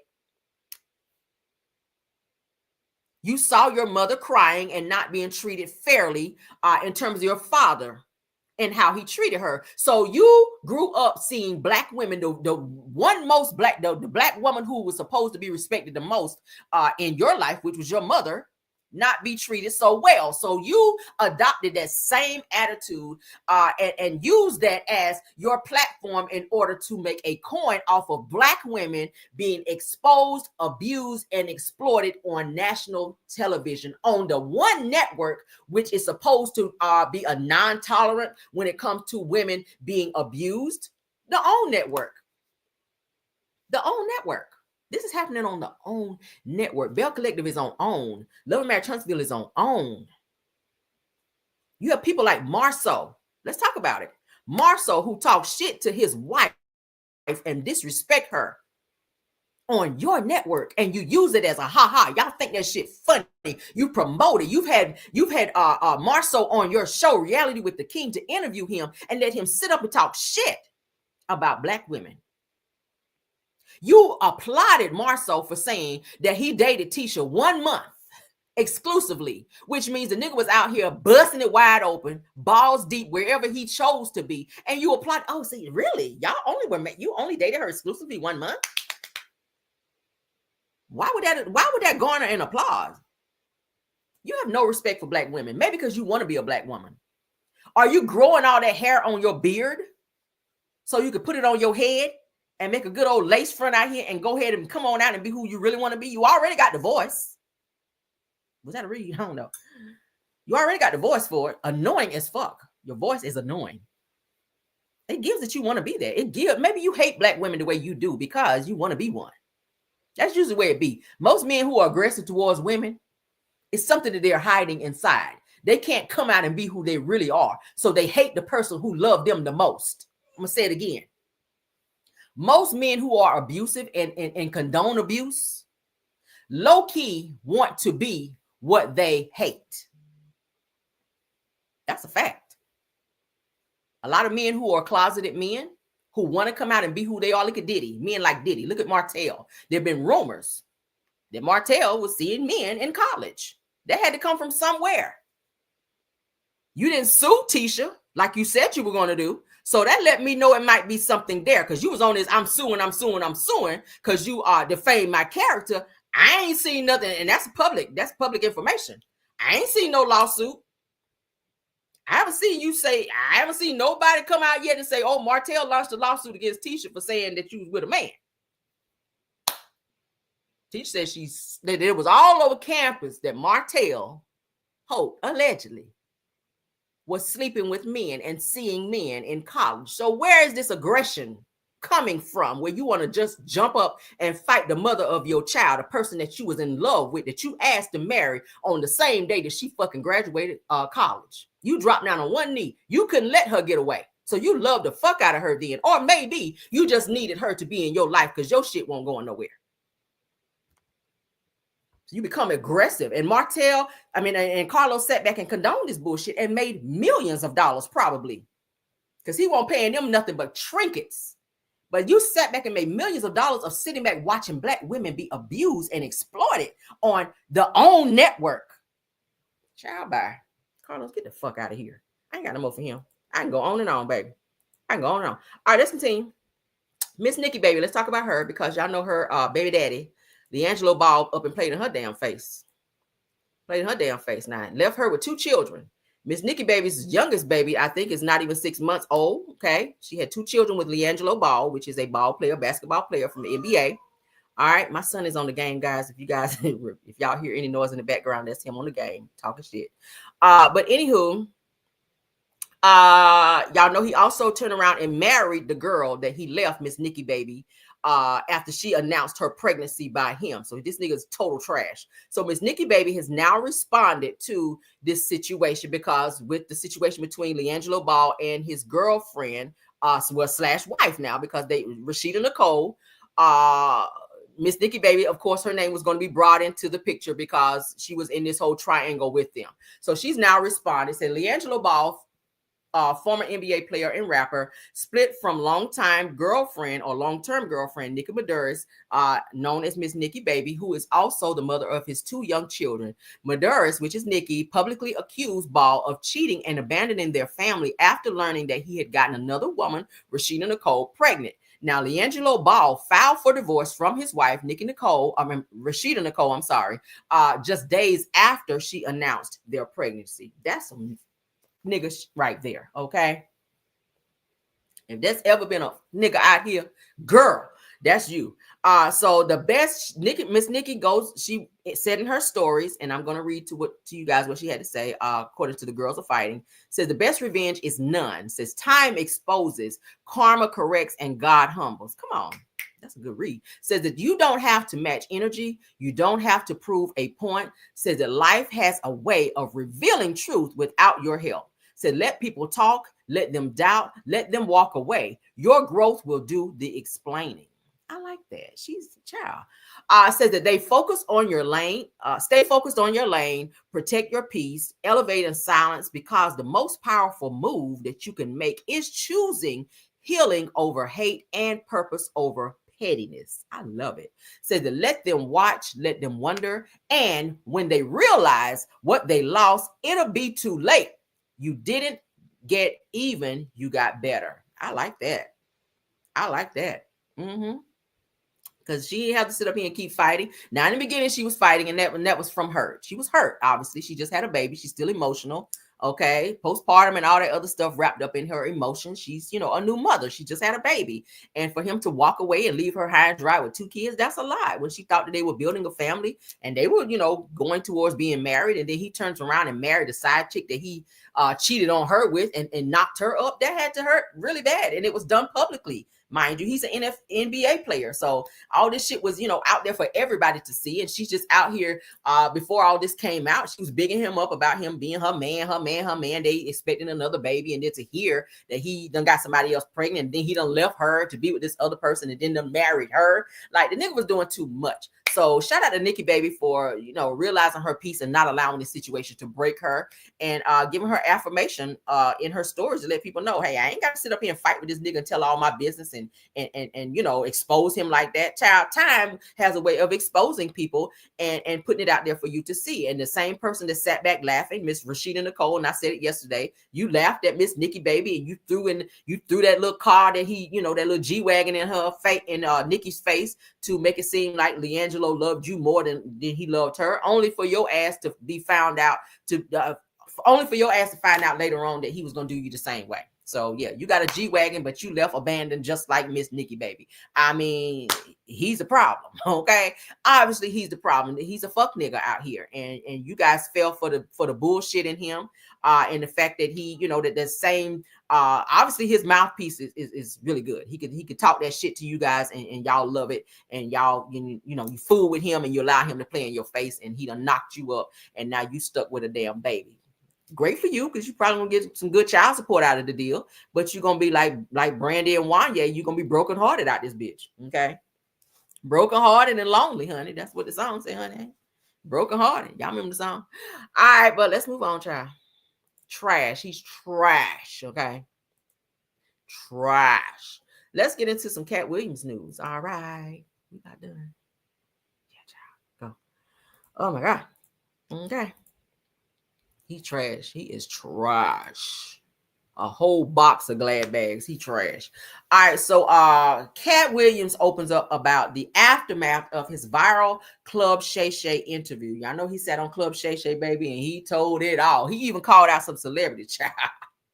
Talked about people running around in dresses and how they've compromised who they are in order to come up in Hollywood. So let's get into this. Shout out to Hollywood Unlocked. Let's see what Katt Williams had to say. It almost felt like prophecy for a lot of people. Like, it was my first time hearing those things. Yeah. And I didn't do no Googles or wasn't really in social media or keeping up on any of that stuff. I look at it and be like, it felt like prophecy. Like, as the year went on, things that you said in that interview, headline after headline. You mean like Diddy going to jail or TDJ stepping down? Which one? I mean, it was all there. It was all there. And then, like, every time you see like hashtag Katt was right, Katt tried, they have the clip. I'm only trying to tell the truth. How many of those you get a day though? Katt was right. I don't look at it like that. I don't own the information. I'm very firm that I'm on God's side. So consequently, it's never a problem trying to be humble. I'm always humble. Like, I need to speak globally and to show the fact that my words and your words are not the same. I can say some things articulately for a long period of time and still be saying something. And at the end of the day, little boy, nobody's checking for you because you're not liable to say nothing. Right. Come on. You're either not allowed to say nothing because of the relationships you have in business, or you're not man enough to do it, or your friends is bitch ass niggas, so you feel allegiance to, but for whatever those reasons are. Neutrality is what you don't get to have. Come on. Pick a side. Right. And so when I'm talking about these Illuminati conversations, that's just to get those things out there in real conversation. I didn't invent these things, and I'm not the reason they exist. But my job as a public official is to find out what the truth is about. Come on, public official. Things and reveal that to us that care about that sort of thing. Interview. It almost felt like prophecy for a lot of people. Like, it was my first time hearing those things. Yeah. And I didn't do no Googles or wasn't really in social media or keeping up on any of that stuff. I look at it and be like, it felt like prophecy. Like, as the year went on, things that you said in that interview, headline after headline. You mean like Diddy going to jail or TDJ stepping down? Which one? I mean, it's funny. Somebody did it going to jail. It was all there. It was all there. And then, like, every time you see like hashtag Katt was right, Katt tried, they have the clip. I'm only trying to tell the truth. Well, he did speak on that. Katt, one thing I like about Katt, his little self, okay? Katt will fight. He always, I'm always humble. Nigga, you're not always humble. You were in Spawn Divots at Atlanta, and I talked about this. Spawn Divots in Atlanta. This nigga hit a waiter in the back of the head with salt and pepper shakers. And went to jail, too. He went to jail. Go look it up. That's a real thing. He got into a verbal altercation with a waiter at this seafood restaurant downtown called Spawn Divots. It's high as fuck. But anyway, he got into a verbal altercation, and the waiter said some slick shit to him and walked off. And Katt Williams took the salt pepper shakers and threw them and hit that nigga in the back of the head. I'm talking about salt and pepper in the back of your head. He seasoned the back of his motherfucking head up in there. Okay. Yes, he did. And his ass went to jail. I'm always humble. That's not humble. That's rowdy. Okay, let's not forget about he got into a whole fight with a child at a baseball park and got his ass whooped a little bit.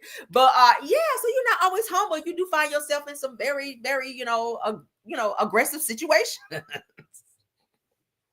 You really do, but he's always right when he sit down and do his little interviews. He's funny as hell. I love his stand-up comedy. Katt Williams is funny as hell. All right. He say shit that nobody else don't want to say. And I like the fact that he called names when he's talking about interviews. He don't be like, you know who it is. Nah, he say it and he's staying 10 toes down on that shit. And I love it. But Katt Williams, you are a little violent with your little self. You do be out here fighting a lot. You do. So I love it. I love it. I love it. But yeah, go look it up. Spawn Divots in Atlanta. This nigga hit a waiter in the back of the head with salt and pepper shakers. He probably still got the lump on the back of his hair from that shit. Because I was just like, really? And he went back here with it, they say. Katt went back here with it, okay? You know when you raised back here with it. You meant that shit, okay? And he was bow, bow, okay? I said, damn. Ooh, you violent. You acting like Chris Brown. While we talking about Chris Brown, let's get him up here, child. With his violent ass, because he stay fighting too. Why y'all so aggressive out here? Damn. Chris Brown stay putting paws on people too. His ass is back in court. Let's get into it. All right. Yes, honey. Sensational. All right. Chris Brown returned to court and pleaded not guilty to more assault charges. Child, this is the new age Ike Turner right here, okay? I love his music, but baby, he's a little violent. He's a little violent. And the public have not forgiven him for that situation with Rihanna. I feel like the shit has happened so far back, okay? Hollywood has not forgiven him for the Rihanna situations. They don't be wanting to invite Chris to any award shows. Chris is like, I don't even fuck with Hollywood no more because they just they don't recognize my talent. They do not recognize, my gift. And they do not give me the awards that I should be getting out here. Like, they don't want him to perform. And I keep saying it, I'm going to keep saying it. When they did not allow him to do that Michael Jackson tribute and they had Janelle Monáe up there, child, I said, what is this? Why y'all didn't have Chris up here? Everybody know that Chris Brown would have turned that bitch out doing the Michael Jackson tribute. Now, nothing against Janelle Monáe. I like her. She's a great entertainer. She's a great singer. I love her music, okay? I like her. But I just did not like the fact that they didn't have Chris up there doing it. Because, he was emotional about it as well, okay? Which he should have been. But now he is in court. He is in court behind going upside somebody's dome with a bottle in a club, all right? So y'all know they locked him up, child, when his ass touched down over there at the airport and whatnot in the UK and in London and whatnot. And because he had a good old warrant, and when he did that, he had to pay a whole lot of money to get out. So now he's going back and forth to court about this situation. But let's get into it because more charges have been brought against him. All right, so R&B superstar Chris Brown, who is on tour right now, mind you, returned to court and pled not guilty to more assault charges stemming from the alleged bottle attack on a music producer at a London nightclub. Now, the 36-year-old continues to maintain his innocence and as his legal team fights head towards a high-profile trial. So they're going to trial, honey, October of 2026, which is next year. According to prosecutors, Chris is accused of causing an actual bodily harm and possessing an offensive weapon, a tequila bottle, child. Not the Don Julio girl.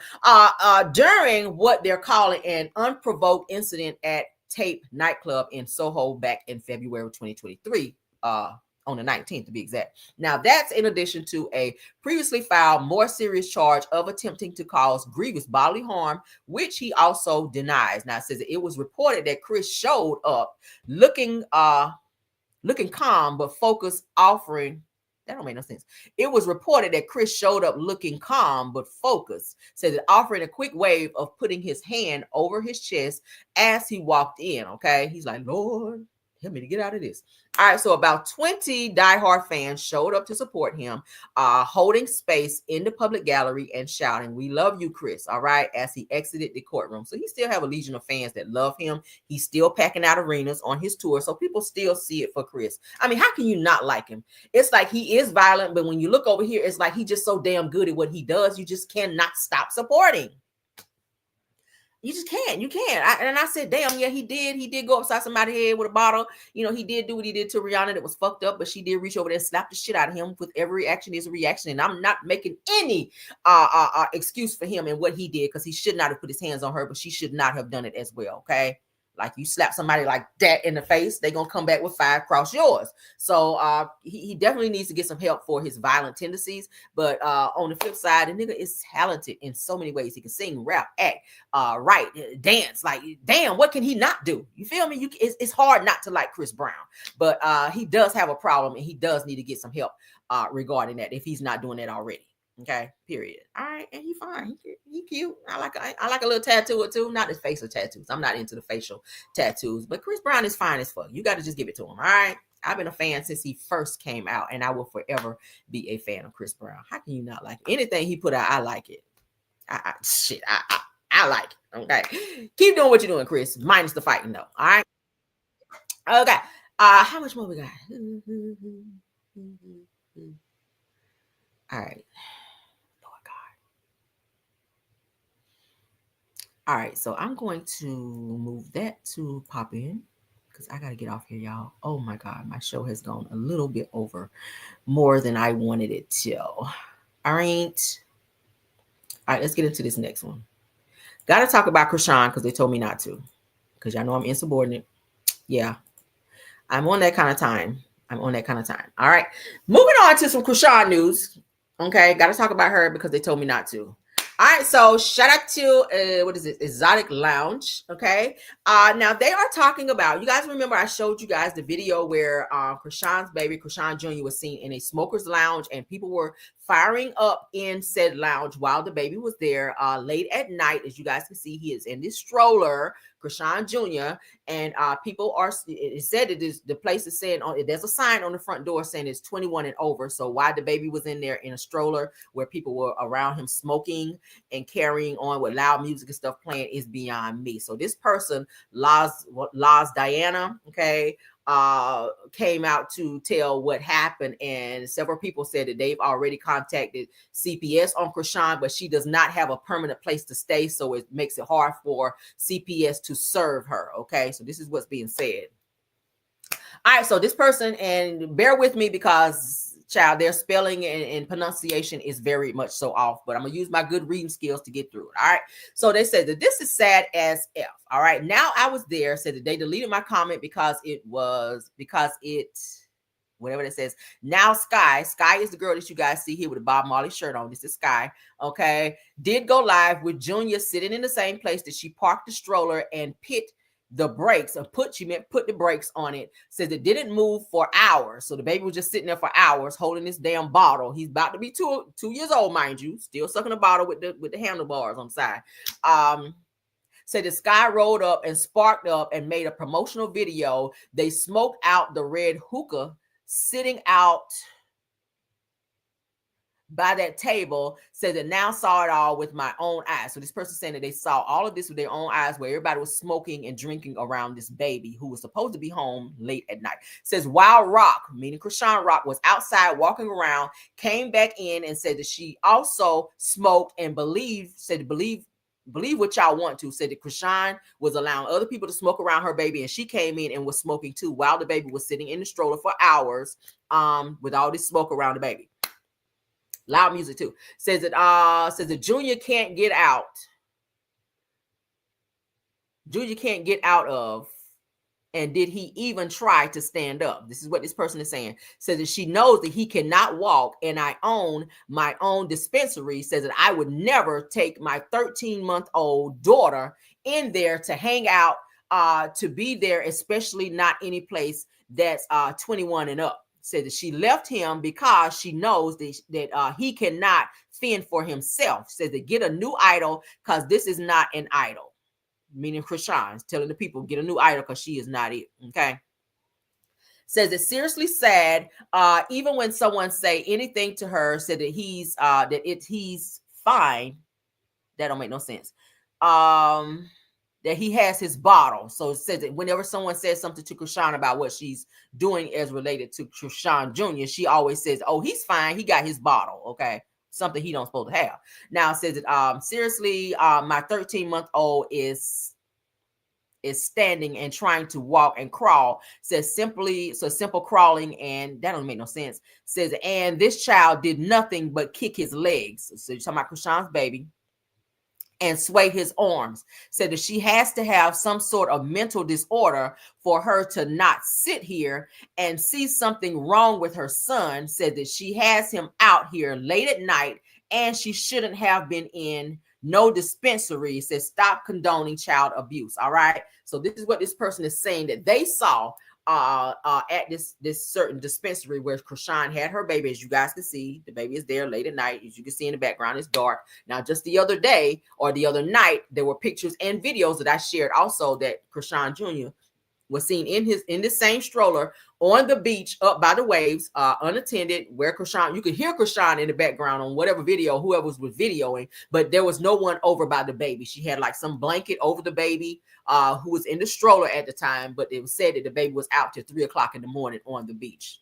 Crazy. So from what we're hearing is since Blueface put Cresan out of his home, y'all know he's getting ready to get out probably next week, okay? Out of jail. Since he put her out, that she doesn't have a permanent place to stay. They said that she's bouncing around, okay? Which is why CPS has not been able to serve her, because several people have said that they reached out to CPS and filed several complaints against Cresan Rock. All right. Okay. So people here, let's look at some comments in it. Props to that person that's a stand-up person for reporting that. Another person said that Sky should be home with her own baby. So they say this person here, Sky, has her own child. She should have been home, and that they should call CPS on her as well for being out smoking and not being home with her baby. So this person says that a 2-year-old with a bottle is crazy. Another person says hopefully he gets the help that he needs. It says y'all call CPS on the little girl that was doing boots on the ground, but y'all won't call on a kid that is obviously being neglected and exposed to drugs. Shaking my head that this is America. So people are outraged, as you guys can hear, about once again Cresan having this baby out in places that he should not be, when he should be home in a bed.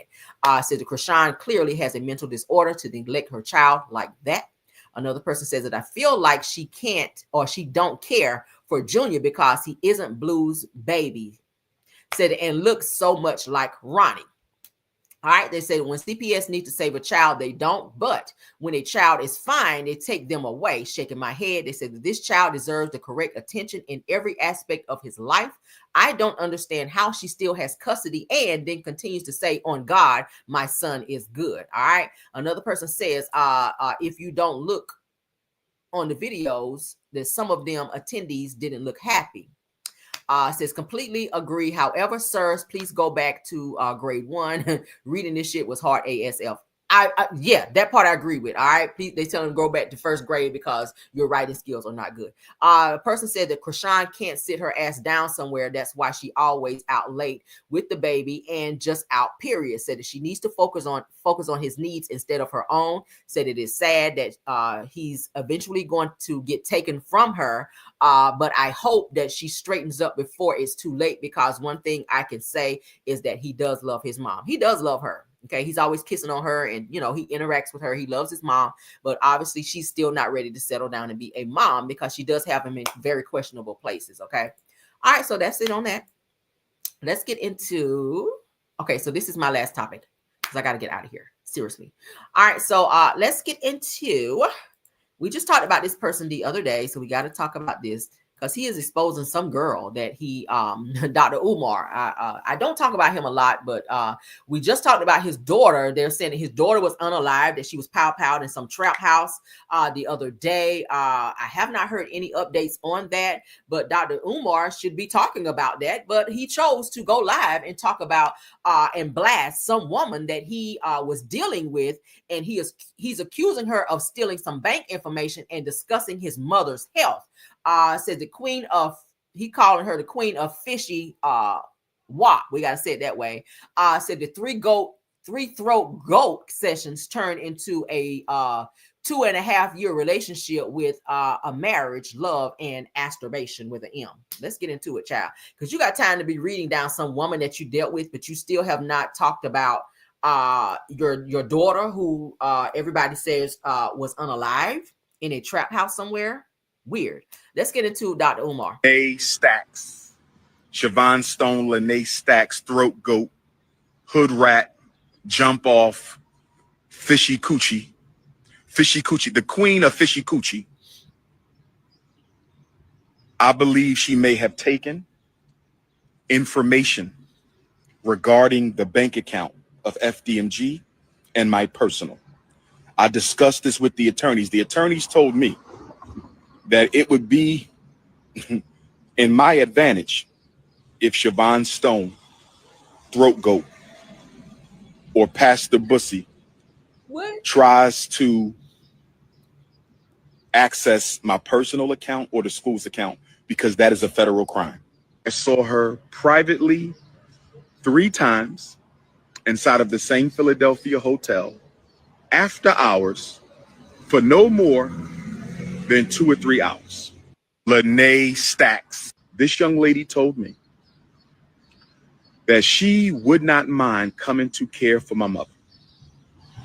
I assured her that I would pay her, and I did pay her. And this is going to be important when I bring up the attorney in a minute, because I consulted with an attorney in Kansas City who told me that if I can prove that I paid her to care for my mother, then she can be charged with HIPAA violations for discussing my mother's personal, sensitive medical information without permission. Why would you have a person who you just described as a jump off and smell pretty bad down below be around your mother taking care? Why would you trust this person around your mother? Even if you were paying her, did you not? If you have money like that, why not get a person who is a certified nurse who understands HIPAA laws and not put your mother in any type of grave danger or have some type of questionable anything as related to your mother? I don't trust nobody taking care of my mother unless they are certified, if my mother needed that type of care. This young lady told me that she would not mind coming to care for my mother. I assured her 3 throat goat sessions turned into a 2.5-year relationship with marriage, love, masturbation. Talking about I ate out your fish tank. You have an aquarium down there. I can't. 3 throat goat. What? She has an aquarium down there with every creature in the ocean. She got squid, she got clams between her legs, she got oysters, she got shrimps. But you were down there multiple times, so obviously you did not care about the crab boil. But now you're using this as a means to come and try to read her down when you're really reading yourself. I'm pretty sure your face was in that whole oyster bag. I'm pretty sure. But here we go. Between her legs, she got salmon, whiting, tilapia, you name it. She got it. Squid, octopus, every funky creature is between them legs, brothers and sisters. She needs a yoni steam, a yoni dream, and a yoni clean. 3 throat. Okay. Hand clap for the read, but nigga, you stupid, because you were still messing with this person, and you had this person, if they were fishy like that, that just contributed to the health of your mom. Okay. Yeah. If she's standing up there trying to take care of your mother, do you not think that your mama can smell that fish too if you were smelling it? So why hire someone who does not have great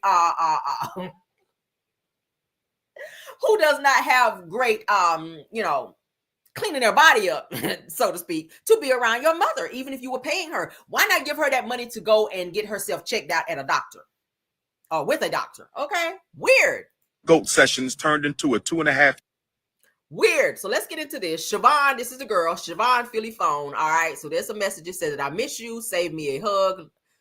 Smiling emojis, kissing emoji. Says I not want to swallow you, girl. Oh Lord. So then he puts the fire emojis. Okay. Obviously, you guys are back and forth in conversation. You liked it because you are responding to her putting fire emojis after she's propositioning that she wants to you. All right. So says that I love those deep moans. Oh, okay. Says that I know you mad at me, that I just want to make you happy. Okay. I want to apologize to all Black women that I had to divulge so much of my personal, intimate details, Sister Stacy. But I got a woman who's trying to destroy my life, my credibility. She's trying to slander my mother, get my mother taken from me because I don't want to be with her in a romantic capacity. But we just saw the text messages where you put up the fire emojis and the heart emojis and all that after she was saying sweet nothings to you per text messages. So now it's, oh, she's funky, she stank, she smelled like every creature under the sea. And now you're back apologizing for disrespecting Black women. Like, pick one, sir. Okay. Oh my gosh. You know, but be that as it may, we don't have to talk about that. But we want to apologize. All right, so he writes here, was it Dr. Umar Johnson says, this woman, Siobhan Stone, aka Lene Stacks of Kansas City, Missouri, is so trifling that she missed her son's IEP meeting to come to Philadelphia. Said that she had the nerve to tell me that her other son, who is a young adult, was going to stand in for her at Chunky's IEP meeting. Said, are you serious? Said that your son has autism, is always in trouble. Said that you and you willingly missed the meeting to chase Shango Stick in Philadelphia. Child said that if you live in KCMO and know Chunky's father, please have him call Dr. Umar. So now you're trying to get her baby daddy involved. Says, I will help that man get his son's IEP services in order for free. Said that he needs to get custody of his son from this woman. Now you're trying to take her kids away. He going too far. Said that you love a lawsuit against that school. Well, you have a lawsuit against that school. However, Siobhan is too thirsty chasing pain to help her son.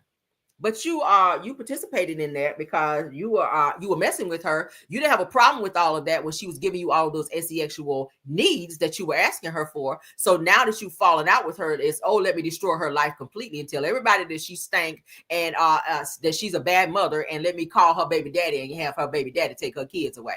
Like, he is the scum of the earth. Now I'm starting to believe what your daughter said about you is true. Okay, you really have it out for women like that. Your daughter also came out to say you had hands for her mama too. I'm starting to believe all those things, Dr. Umar, if you're even a real doctor. Okay, if you're even a real doctor, because your daughter did say that. And you again, you are attacking another black woman, and you've yet to mention anything about your daughter or solicited prayers for your daughter when there's somebody who also came out to say that your daughter was unalive in a whole trap house. We ain't heard shit about that. We've not heard an update. You haven't given an update, and you're supposed to be her father. Why are you so enamored with someone and their smell and what's going on down in her uchi botch and her uchi wali and you can't even focus on being a father and or giving an update on the whereabouts or if your daughter is even living out here? That's my thing. I wouldn't give a hot boiling damn if somebody is itching down below if there was something going on with my child. I mean, go get your life together. Get your life together. You really thought you ate down with that. And that's something else with men. You running around here and want to talk about a woman and how she smell and how she keep herself down there. But if you're going down there, then what does that say about you? What does that say about you? What does that say about you? You trying to read her down about how she keep house downstairs, and you've been downstairs probably with your whole face and everything else. But now all of a sudden she stank and everything else because she don't want to fool with you, or because you choose not to fool with her. That's like a woman out here saying, "Oh, he was little anyway." Well, he wasn't so little when you dealt with him. That's always the go-to with women, ain't it? When they don't want to fool with a man and they want to embarrass a man, you always want to go and go at his manhood, and it sounds like what he's doing. Her funky butt was good enough when you was going down there. So cut the crap. All right. But that's the end of our show. I hope you guys enjoyed. All right. Please don't forget to go ahead and put comments in it. Right. Miss Stephanie Thomas. She said, oh my, right. Y'all know that's a woman's go-to. Oh, he was little anyway. He wasn't good anyway. But the whole 2, 3, 4, 7, 8 years, your ass was over there enjoying it. Oohing and ahhing. Okay, the mattress over there on the floor, and now that he don't want to fool with your ass no more. He was little anyway. He wasn't that good anyway. Okay, he was like this little. Okay, you out there like Diddy, like they said. What they said Diddy was like a little Rolo. What was it, child? I don't know. But anyway, let's get out of here, y'all. Love you guys down. Thank y'all so much for enjoying the show. Please don't forget to tap on that like button if you didn't hit it on the way in. Please hit it on the way out. Said he ain't no damn real doctor. Right, Brittany Janae? I didn't think he was. Okay, he just out here putting doctor on the front of his name to sound smart. But anyway, thank you to my Mars, KVR, Bell Wilson, Tyra, Scorpion Miss, my backup Mars, True TV Podcast, Rose Armstead, and Sweet Essence. Thank y'all so much. Tootsie Roll. Thank you. A Tootsie Roll, child. I'm talking about a Rolo. Yeah, son. They said Diddy's out here small like a Tootsie Roll. I see that's why he want to be out here with the Diddy oils. He's trying to compensate what he lacked. But anywho, child, thank you, Schoolboy, for being in the house. Purple Unicorn. Thank you, Simple Family Mom TVs. Thank you, Sunny Days. Did I miss anybody? Maz, please let me know, baby, because I got to go. Love y'all down in here. Y'all enjoy your Friday. All right. I will be popping back in with you guys. I'm going to be busy trying to work and pack up my son's suitcase so he can go be with his grandma, honey. All right. Love y'all. Please don't forget to hit that like button. Love y'all down. Let's get out of here, honey, and let's go. Bye.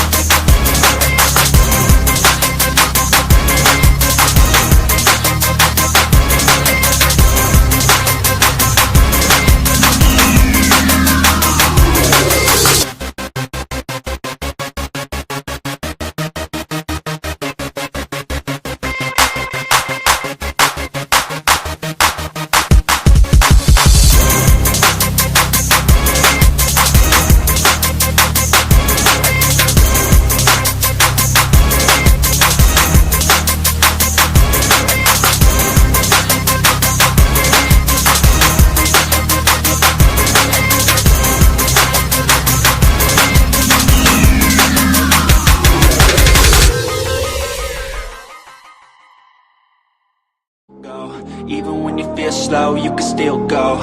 Even when there's no hope, you can still go.